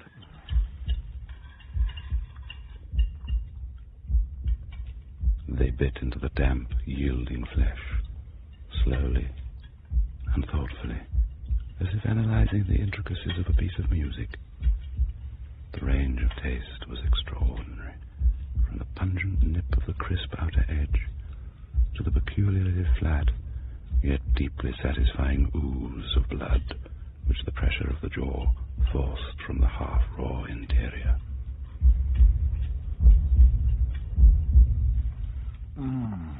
Well, was I telling the truth about this place?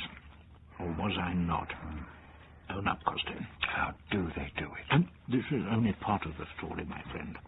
Remember, we have yet to experience the special menu. What you've eaten tonight is nothing compared to that. I find that hard to believe. What's it going to be? Nightingale's tongues, fillet of unicorn? A select portion of the rarest sheep in existence. Named after the species, in fact. Lam Amirstan. Can't say I've ever heard of it, frankly. Desolate little spot. On the border between Afghanistan and Russia. From the odd remark dropped by Spiro, I gather it is little more than a plateau, but on that plateau is the most superb sheep grazing in the world. Which is presumably why you keep dragging me along, I imagine. Unless you needed much dragging of late. But surely Spiro could let us know when he receives a consignment, and we know when to turn up. The word might get out. Now, Spiro, quite rightly, in my view, feels that the dish must be kept for his regular patrons alone, and even then, as a surprise. Besides, you are not yet at the beck and call of your palate, Costain. You still have other attractions. No? I don't think I shall be seeing Anne again. Really? Well, it didn't work out. Not in the way I thought it might. All of a sudden, started coming to Spiros. No further explanation is necessary. Well, there you are. Do you mean to say that these few people here, a dozen or so, are the only ones who know this place exists at all? Absolutely. That's incredible. Well, people talk, after all. Not at Spiros, and still less outside. Every patron makes it his solemn obligation to keep the secret. By accepting this, your third invitation, you automatically assume that obligation. I trust that is clear, Costain. Are you serious? I have never been more serious.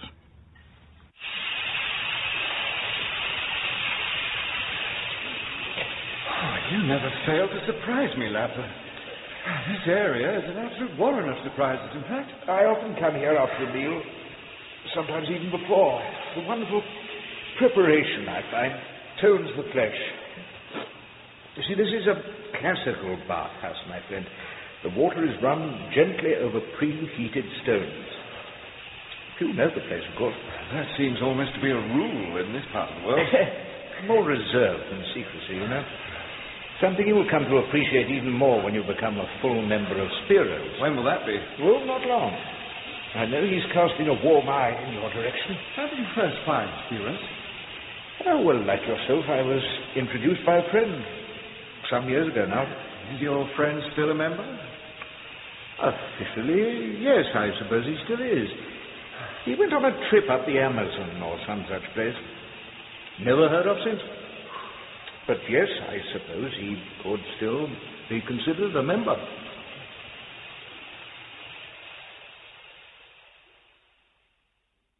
Good evening, Marcus. Nice to see you again. And what have you got for us tonight, eh? Tonight is special, sir. My God, did you hear that, Costain? Tonight is special. Lam Amirstan. Hurry away, Marcus. You'll have two demented customers on your hands if we're not served immediately. Sir. This is it. You're apprehensive, aren't you? Does it show that much? A decade ago, I felt precisely the same thing. My first Lam Amirstan. Can you imagine it? Prepare to slaver over your food, Costain, and without shame. Mr. Lafler and friend, I am so pleased, so very, very pleased. No, do not stand. I have come to tell you that the Lam Amirstan will be an unqualified success. But I see your friend does not know me. Oh, an introduction, perhaps? Mr. Spiro, Mr. Costain, a good friend and associate. How nice to meet you, Mr. Costain. How to do? You have visited us on the best evening possible, no? All too few get the chance to experience the Lam Amirstan so soon. I see old Stanton is missing tonight. Regular as clockwork and then stays away on the night. Oh, it is regrettable, of course, but each in their turn, Mr. Lafler. Yes, indeed. I can assure you, you have a great treat in store, Mr. Costain. Costain's been dining here for over 2 weeks, Spiro. He's by way of becoming a great admirer of yours. I can honestly say I've never tasted food quite like it. Oh, a great compliment. You honor me with your presence, and I return the same with my food. But the Lam Amirstan is far superior to anything you have so far experienced, Mr. Costain. Far superior. Well, there's something that puzzles me, Mr. Spiro, if you don't mind me asking. Why is it that you keep such a superb restaurant purely for so few people? Surely it would be better to open to the general public. It is simply a matter of privacy, you see. Here, no one inquires of your affairs. No one desires to know the intimacies of your life. Here, the business is solely eating. I'm sorry, I didn't mean to pry. Oh, no, not at all. You are not prying. On the contrary, I invite your questions. Watch out, Costain. Don't let the old bully intimidate you. I've known him for years, and I can guarantee that his bark is far worse than his bite. Now, before you know it, he'll be showing you all the privileges of the house. Outside of inviting you to visit his precious kitchen, of course. Oh, but for anything else, I am entirely at his service. What did I tell you? Now, let's have the truth, Spiro. Has anyone outside of your own staff ever stepped inside that kitchen of yours? Your meal arrives, gentlemen. Before I take my leave, I must see what Mr. Costain thinks of the famous lamb Amirstan. A mere taste, my friend, to please your host.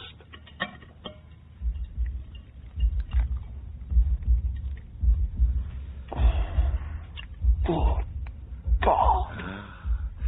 It is perhaps better than you imagined, huh? It's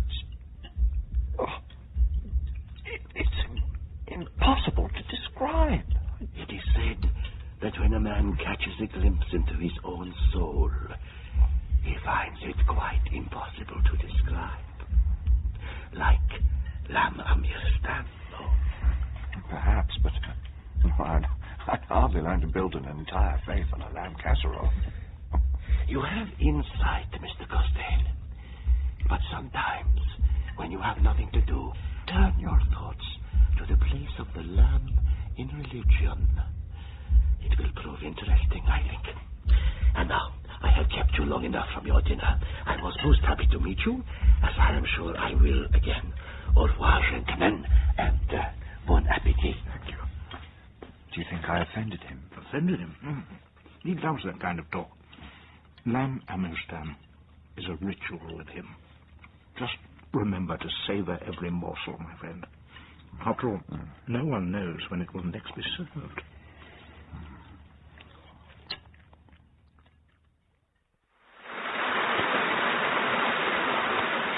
Oh, it's getting worse, if anything. We should have waited for a cab.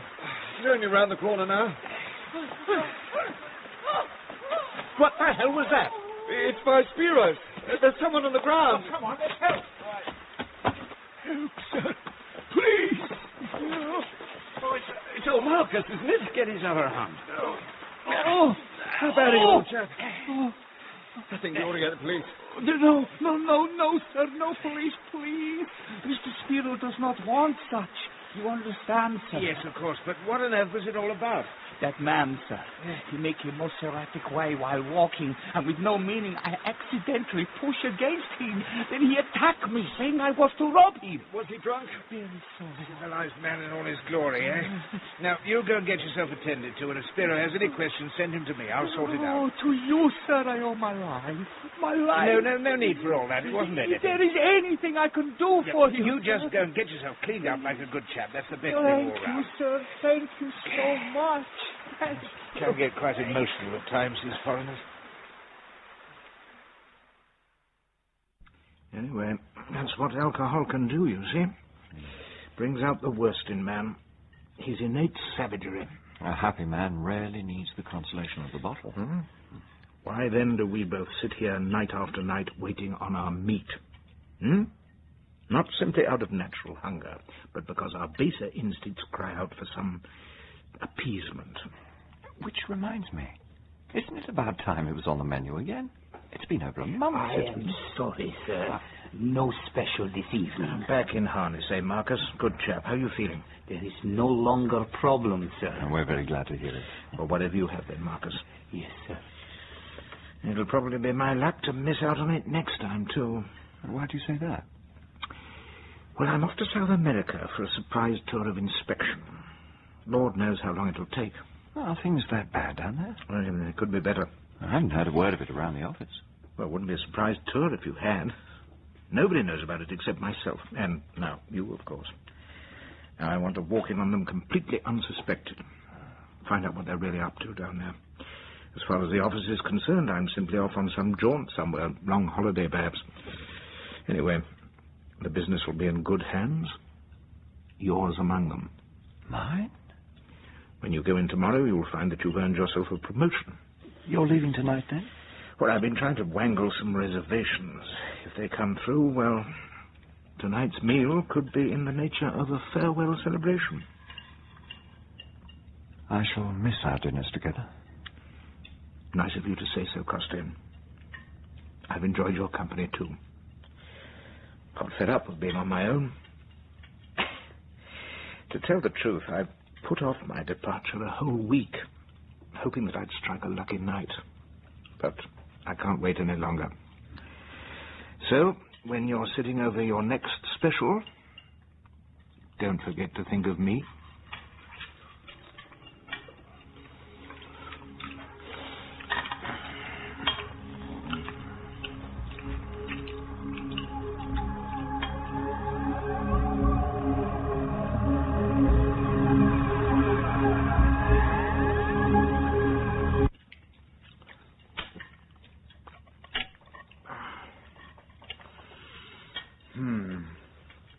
A meal to send a man on his way, eh?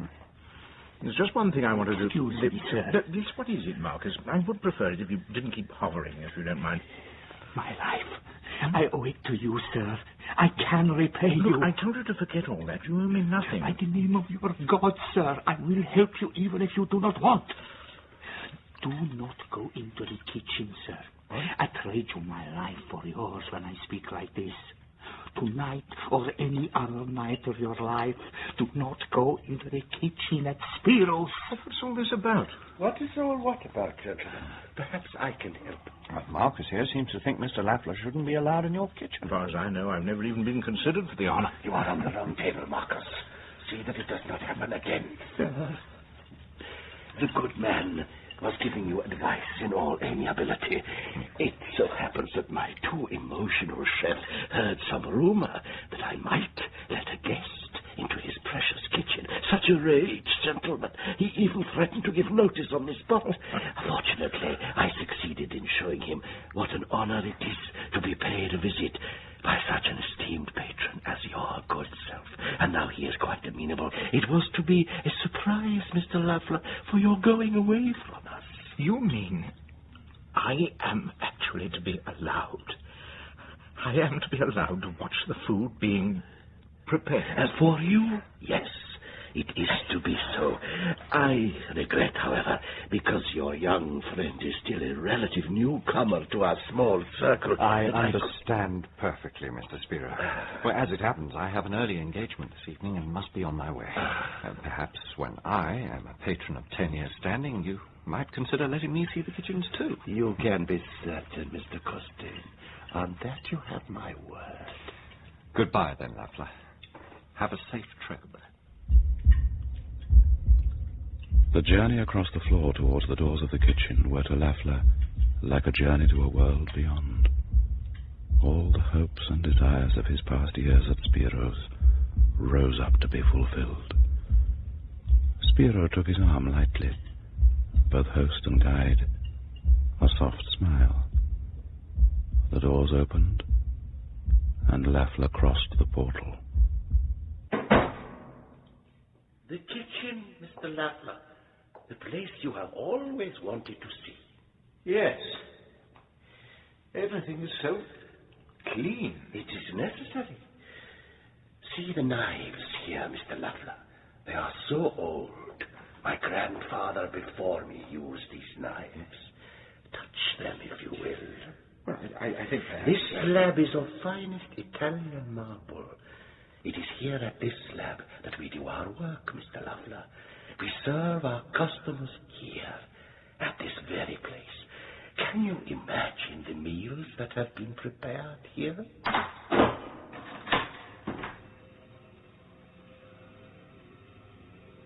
Well, it's all very nice. Anyway, thank you very much, Spiro. I have to get along now, unfortunately. Things to do before the trip, you know. There's always something that you... Why did you bolt... There is really nothing to fear, Mr. Lafler. We are most careful. And after all, you are one of my more faithful loves. I don't understand. He did, of course. At that precise moment, Lafler understood everything. The reason he was there, and the reason for the long wait. Somehow, Spiro knew of his impending departure, and only when a customer's absence would not be questioned would he be invited to the kitchen. Spiro was right. They were very careful. Oh, Lafler understood all right, for this was Amirstam.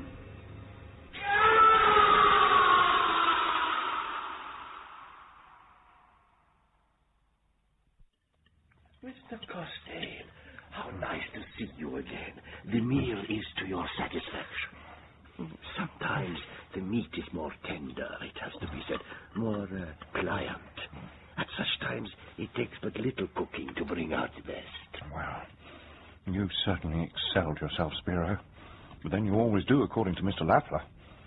I expect he'd give anything to be here tonight. I would like to think that he is here with us, in spirit. Wouldn't you say, Mr. Costain? No? Joining with us in our little repast.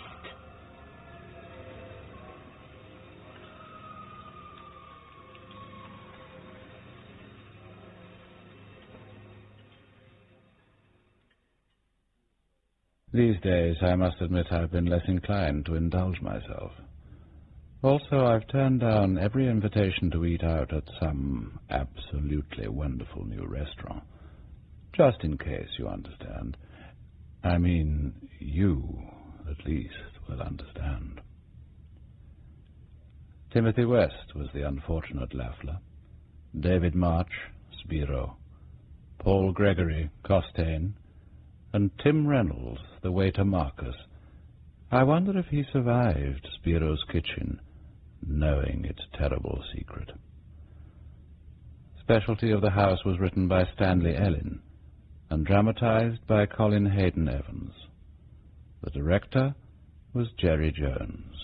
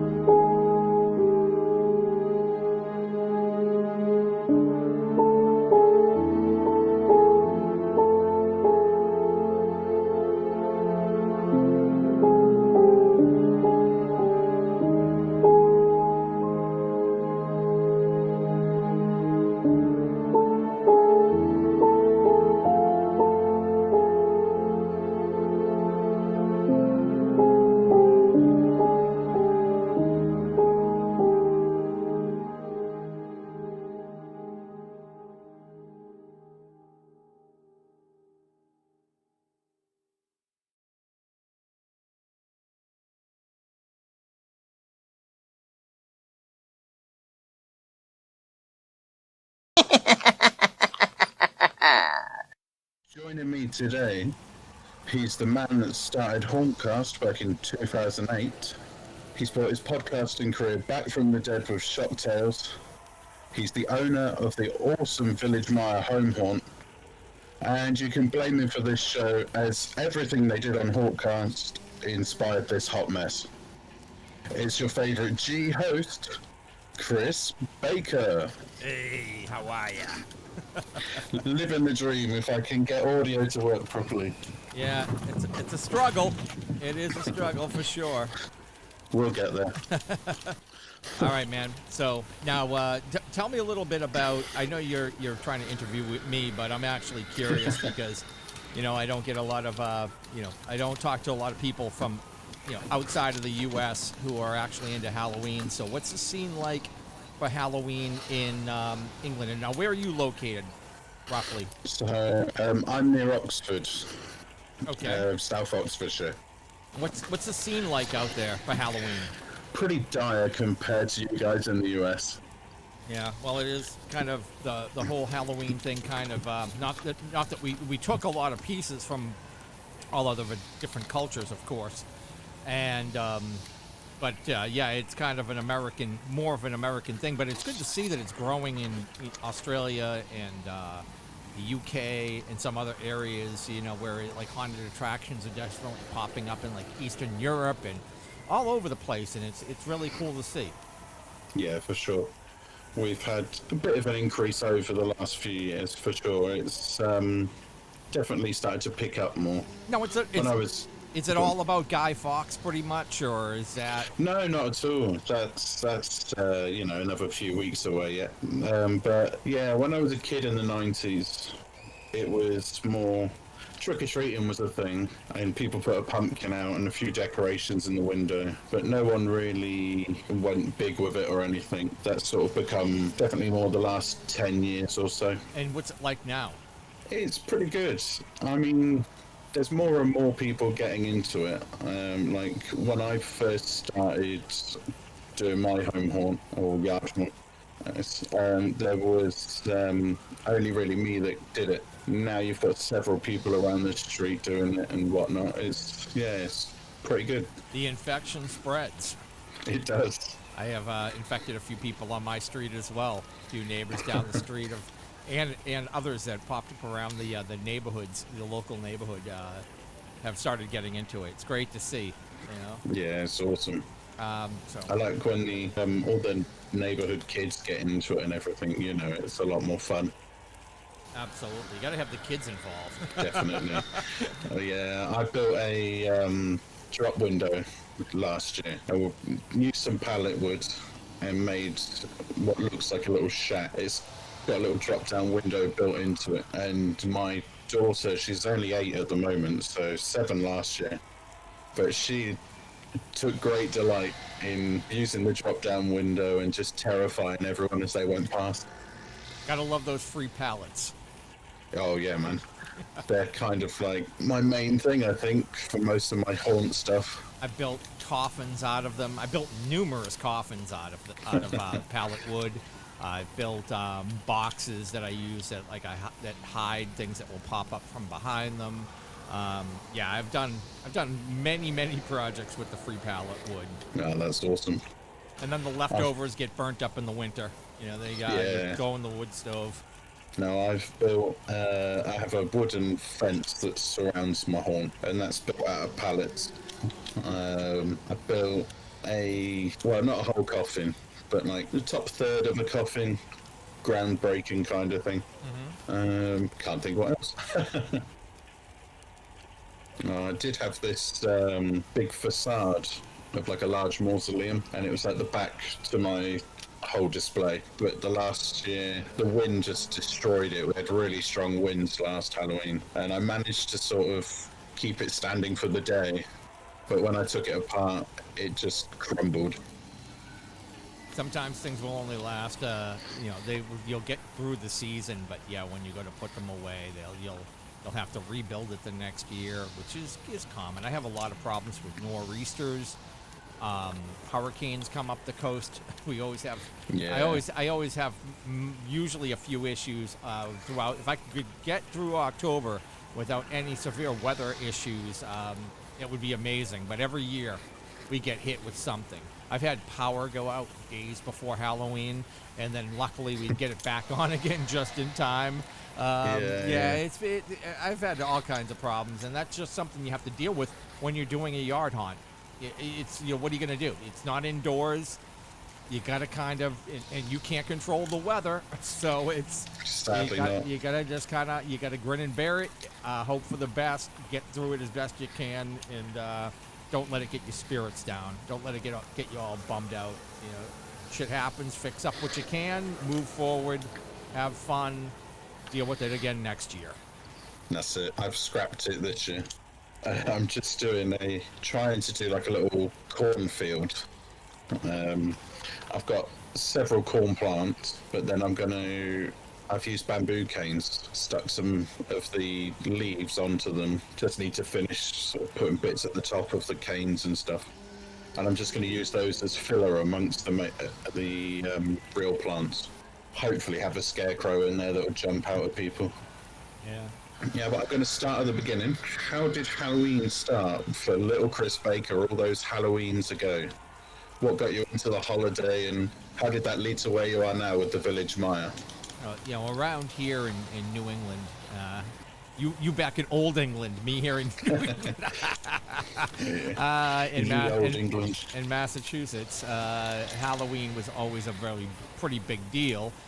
It was not at the scale. You couldn't find all kinds of cool shit. There was no Spirit Halloweens.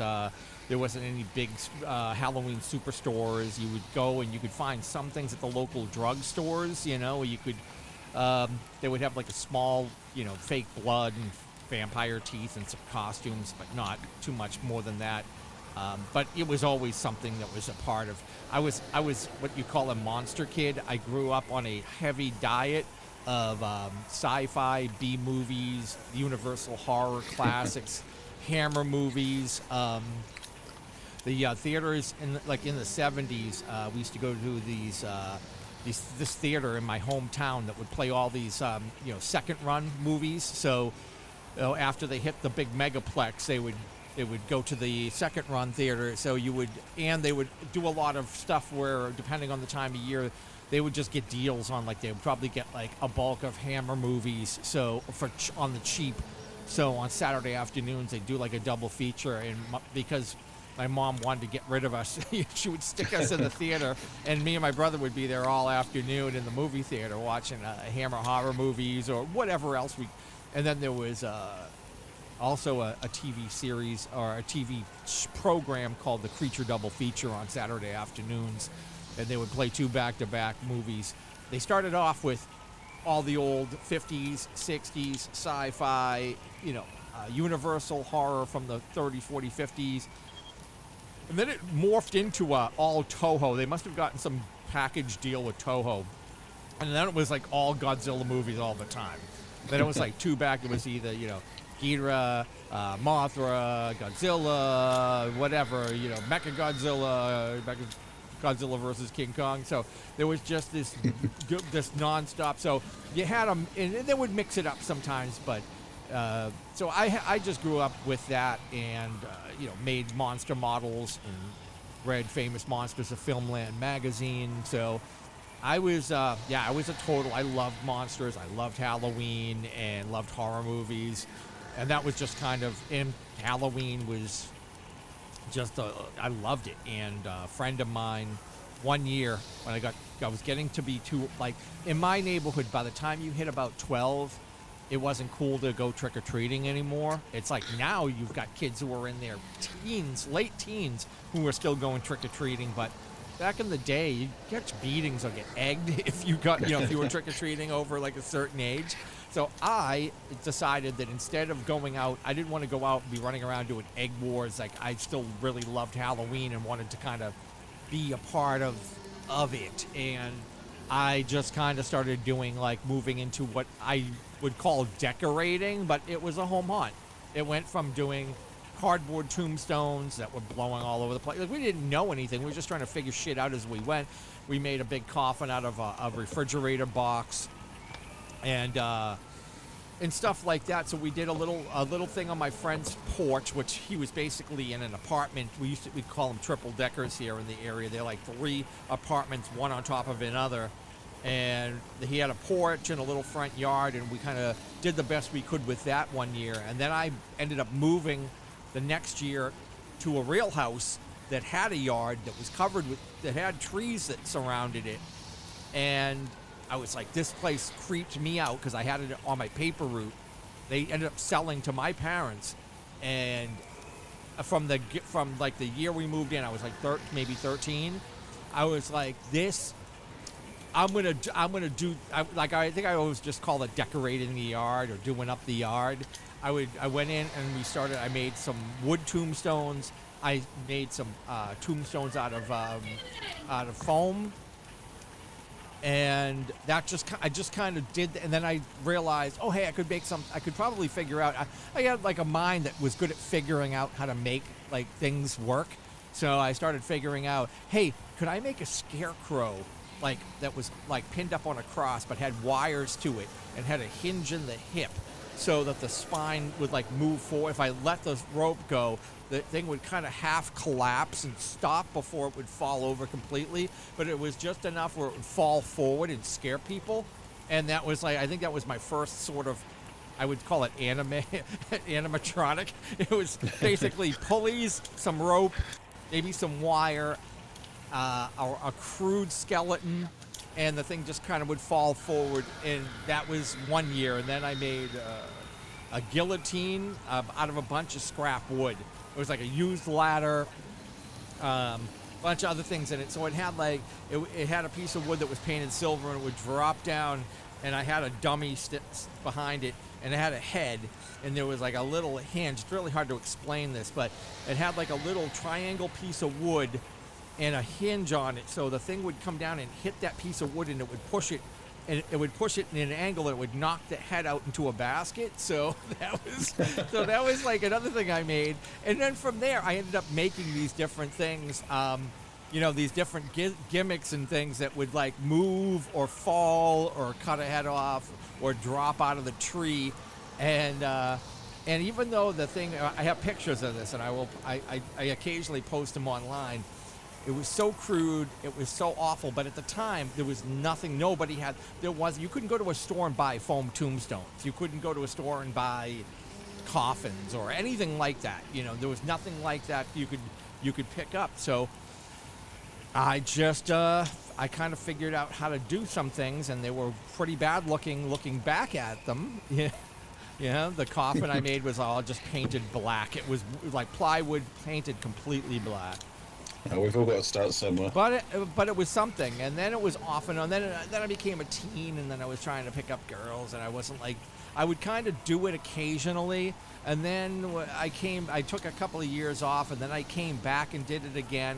But every year I'd get dressed up. I'd go to Halloween parties. I was always doing I had to celebrate Halloween, even though all my friends all thought they were too cool.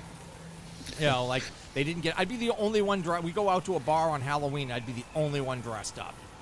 And I would be like, I don't give a fuck. I'm going dressed up. I don't care. And I just didn't give a shit because I loved it and I liked doing it. And I really didn't care what other people thought. So it was just kind of a thing. So that was, that was like from my beginning, and that's how things kind of grew. And then over the years I was working and this and that. I'd always try to throw a big Halloween party. It took me until I moved into the house that I'm in now, back in 2006. 2007, I decided that I wanted to get back into doing something again, and I had wanted to for years, and I had found some of the old Halloween sites. Haunt Forum, Halloween Forum, the Monster List, if you remember any of these things. There was like Monster Project, I think, or Haunt Project. There were all these websites that used to be around that had all these tutorials on how to build armatures with PVC and do this and do that, and how to build a solenoid out of a washing machine solenoid, so you could put air through it, which none of the stuff it's all hazardous. It's all extremely deadly, and I would not advise it, considering how cheap it is to find actual legitimate solenoids that are meant and rated for air that you can get through. Depending on where you are, I'm not sure about in your area, but over here in the States, you can go through Fright Props, you can go through all these, you can just buy stuff off of eBay or whatever. There's so much available, you can find all the parts you need, and that I kind of grew out of those sites, even if they're still around anymore. Now I can just figure out how to do things on my own. Like I pretty much have done so many different projects. I can pretty much, work it out in my head. How do I have to build something, or just there's also a lot of Facebook groups now that post all this stuff, so that makes it also very easy. That was kind of how I got into it, and it's just been a passion. I just love doing it. Can't imagine. I don't get those tingles anymore like I used to get when a kid. I think we all try to chase those, that feeling that we used to get, like the first couple of years or the first time we scared somebody, and we were so jacked up. We're like, yeah, that was awesome. I don't get that so much anymore, but I still really enjoy doing it. And I'm hoping that one day that I'll be able to get those tingles back. We'll see. Yeah. I mean, for me, if I've got like a new prop or something and that gets a good scare, then I definitely get that excitement from it. But yeah, if it's one of the old props or something, like you say, it kind of doesn't dwindle over the years, but it's just not quite that same level. Yeah, I just enjoy building things more than anything, I guess, now. I need to keep myself busy. It keeps me sane. Keeps my mind at ease. That when I'm working on things, I can, you can turn the world off. No matter what stupid shit's going on in the world, you can just turn it off and just build something and get completely lost in it.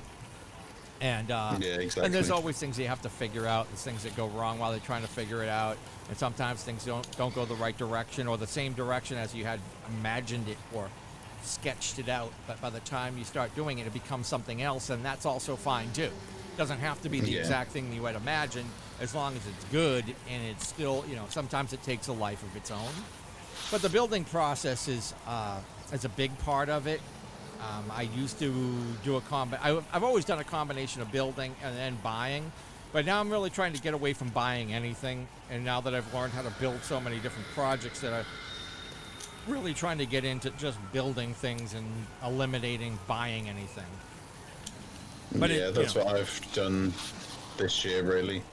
If I've bought anything, it's been to put towards a build or something, Yeah, I'll build something I'll buy something that's part of what I'm trying to build. I'm not going to build something like if it's an electronic, like a motor or something that I need for it. I'm not going to build that. I'm just buy that and put it in. You buy the parts you need. I buy the supplies I need. But I'm trying to create something. Trying to create some things that are more original that you don't see in other home haunts or even pro haunts. So that it's people see, if they see my haunt, then they'll know that it's something completely different from what they're typically used to seeing. For the most part. That's cool. I mean, I still have a cemetery and skeletons, so you still have those things. But outside of that, I try to do some original things that are very different. That's cool. That's cool. But all this talk of prop building, is there one dream prop that you want to get done one day? Yeah, the son of a bitch, Bob Cole. I just saw him. He built it last year. He calls it the Scorpion or something. He's great with his bad puns. I always appreciate a bad pun. But it's a scorpion. It's a giant scorpion.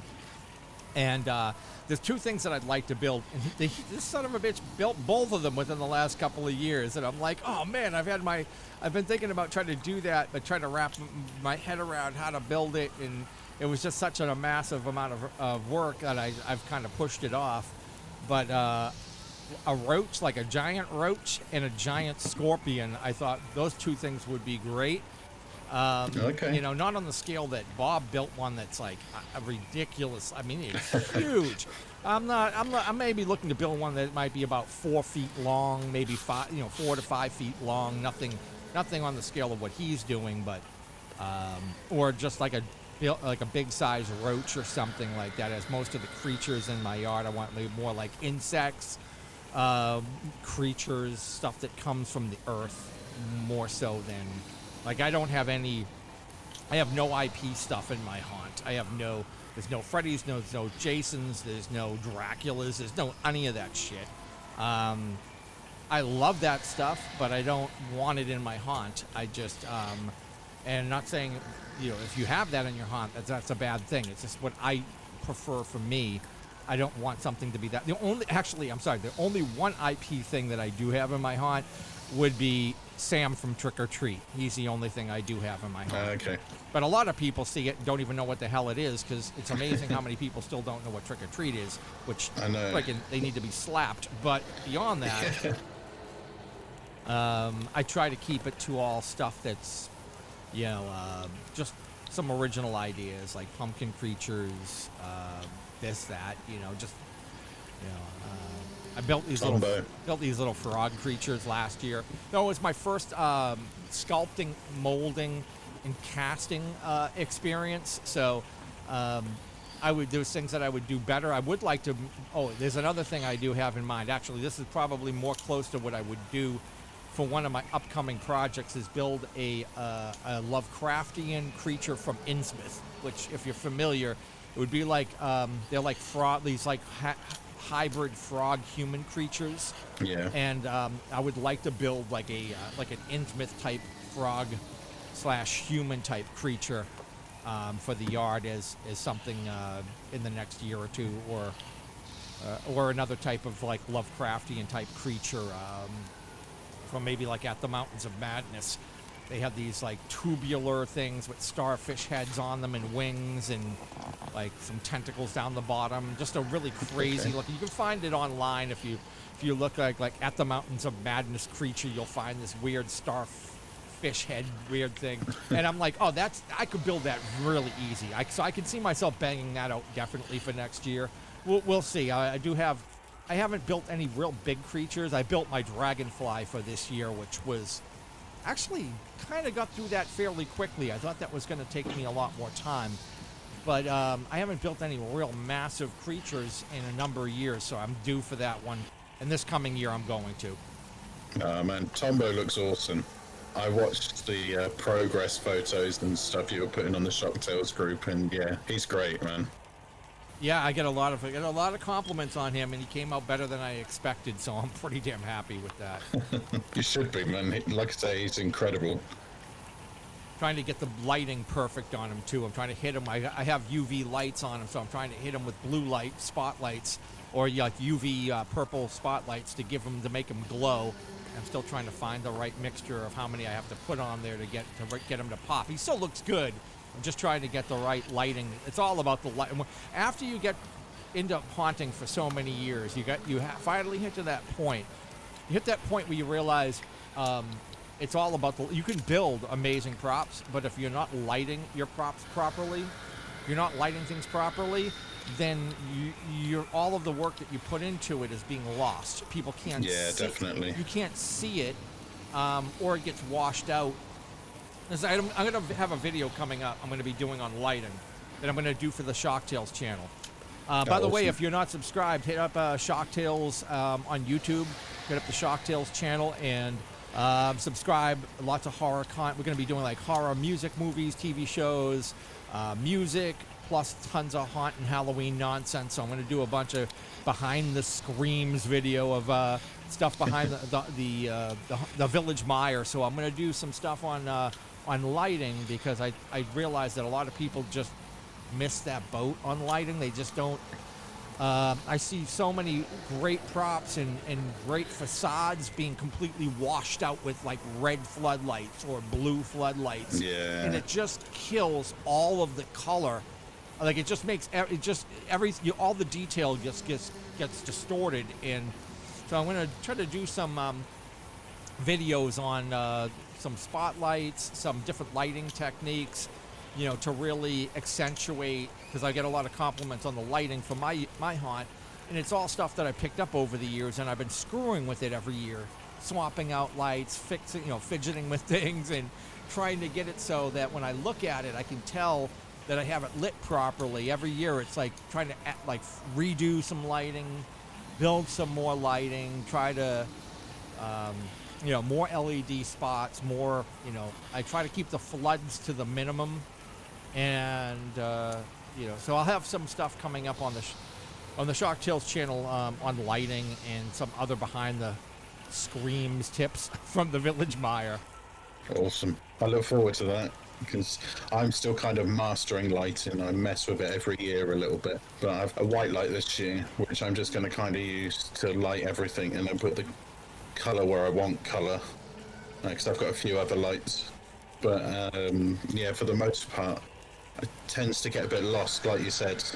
I'll tell you, a little tip is not white. If you're using floods, don't use white floods. Use yellow floods. The yellow floods still give it a more of like a tinge, a Setopia kind of tinge, but the color still comes through.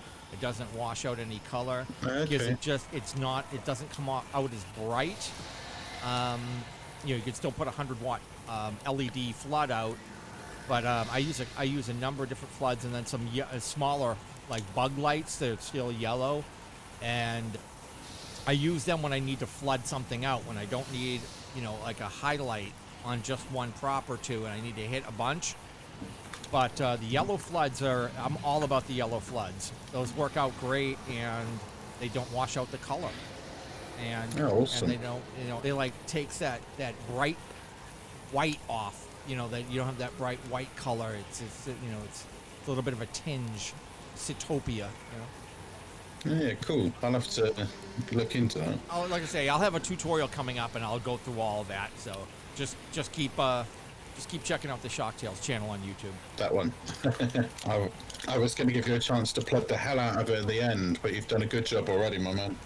So obviously the Village Mire is a yard haunt at the moment, but would you ever have plans to turn it into a walkthrough or anything, or are you just happy with it as a yard haunt?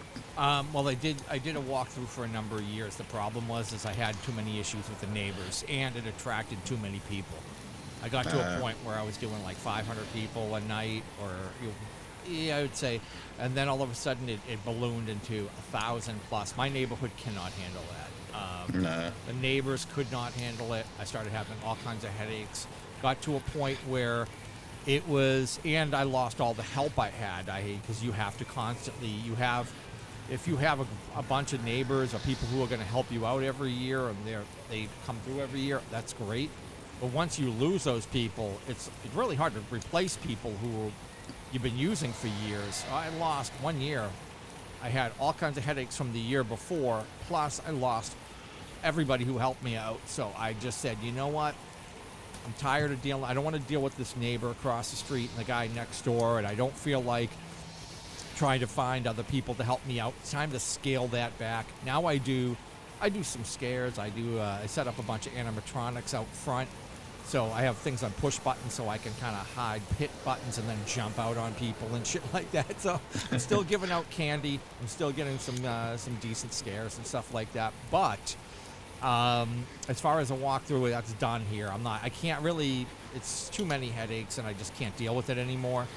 And I thought, maybe I would try to do this with somebody else. This other guy who got shut down, who was doing one in same town, just about 10 minutes from here, and we were going to maybe try to do something elsewhere. And I just realized this guy is not committed to it. Like, he is just not going to put in the effort. And and he had the group that was willing to help out, but I realize he's not going to commit to it, and I am not going to try to do anything on a professional level. It's too much work. I don't have the crew. Like, you have to start off with having the crew first. You have to have a good group of people that can help put this thing together.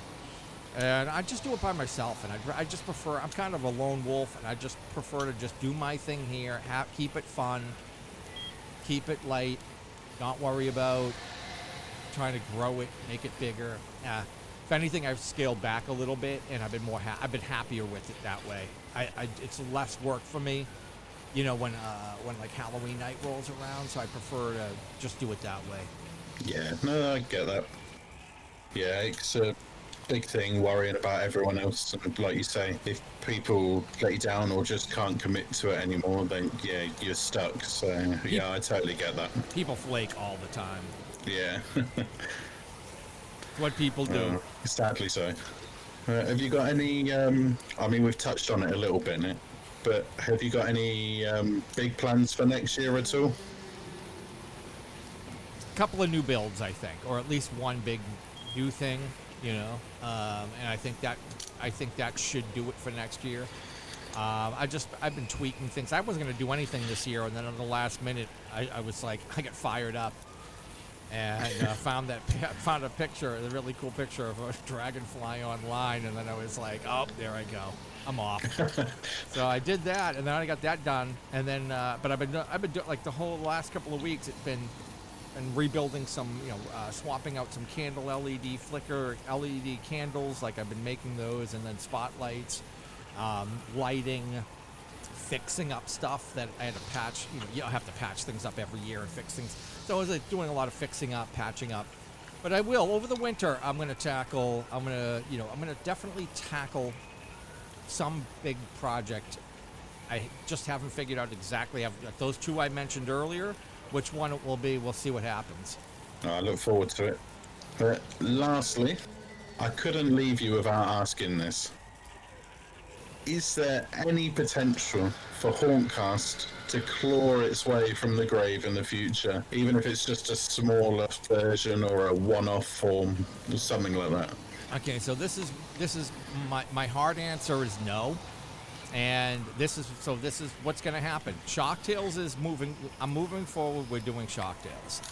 Shocktails will have elements of Hauntcast within it. It's going to be heavy on the horror because there's tons of content that pops up all the time. You've got movies, TV shows, comics, this and that, all stuff I'm into, all stuff I like. I love chatting it up with JT. Johnny Thunder is the man. So it's mainly because I love doing it with him.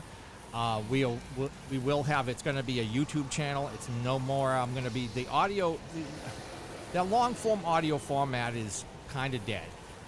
Yeah. People are just not looking for that, really. They're looking for shorter content. They're looking for YouTube stuff. They're looking for more visual stuff. So I've kind of gone out of my way to buy a new computer with a heavy, like a heavy-duty graphics card and processor. I'm downloading and learning new editing software. So I'm really putting a lot of work into making a really awesome YouTube channel. Shocktails is it. So if you're been a Hauntcast sub or supporter fan, whatever over the years, just go in, subscribe, make sure you comment, share with friends. We're trying to build that channel up, and it will have a lot of stuff. I'm going to have it's going to have video height. We've done a lot of stuff like prop how-tos and stuff over the years. It's all been audio, and I know a lot of people always would say, man, if you could do a video one of this, it would be great. So now moving forward, it's just going to be video, and it's going to be Shocktails. So if you dug Hauntcast, you'll dig Shocktails, and it will be better because we'll have video. The how-tos will be video, and you'll be able to see what's going on, what we're talking about. I probably will feature, do some mad props. We might bring that segment back to feature some home haunt props and stuff like that. I probably will do the occasional haunter interview or something like that. So there will be elements that we'll bring back in and mix in, but Hauntcast as itself is put to rest. So we do want your support for the Shocktails, though. So hopefully you'll sub up and follow along and share with friends. Definitely, good to hear, because I've enjoyed what you've done so far with Shocktails. I like the kind of little animation to it and stuff. We're gonna do more. That was the first test run on it. I've got a lot more we're gonna do with it. I'm gonna get better at the editing and doing little, a lot more stuff is gonna be happening on screen versus just the cartoon characters. But I'm putting I'm putting a lot of effort into doing it, and we're gonna each time we put out a video, it's gonna be better than the last. So. Oh, awesome. Well, I've run out of questions now, so thank you so much for joining me, Chris. I really appreciate your time. I know it's different times of days and whatnot, so I'm glad we made it work. Hey, even man. if my audio doesn't quite want to work out. Yeah, hey, I appreciate the support over the years. It was great to be on your show, and I'm not usually on the opposite end, being the one interviewed, but it's cool. I'm more than happy to do it. No, I appreciate it, man. Like I said, we'll give you a plug on Shocktails coming up for sure. Oh, awesome! Thank you. You don't have to do that, so I appreciate that. All right, my man. Cool. Well, yeah. Again, thank you for joining me, Chris, and I hope you have an awesome and happy Halloween. Happy Halloween. I've missed that.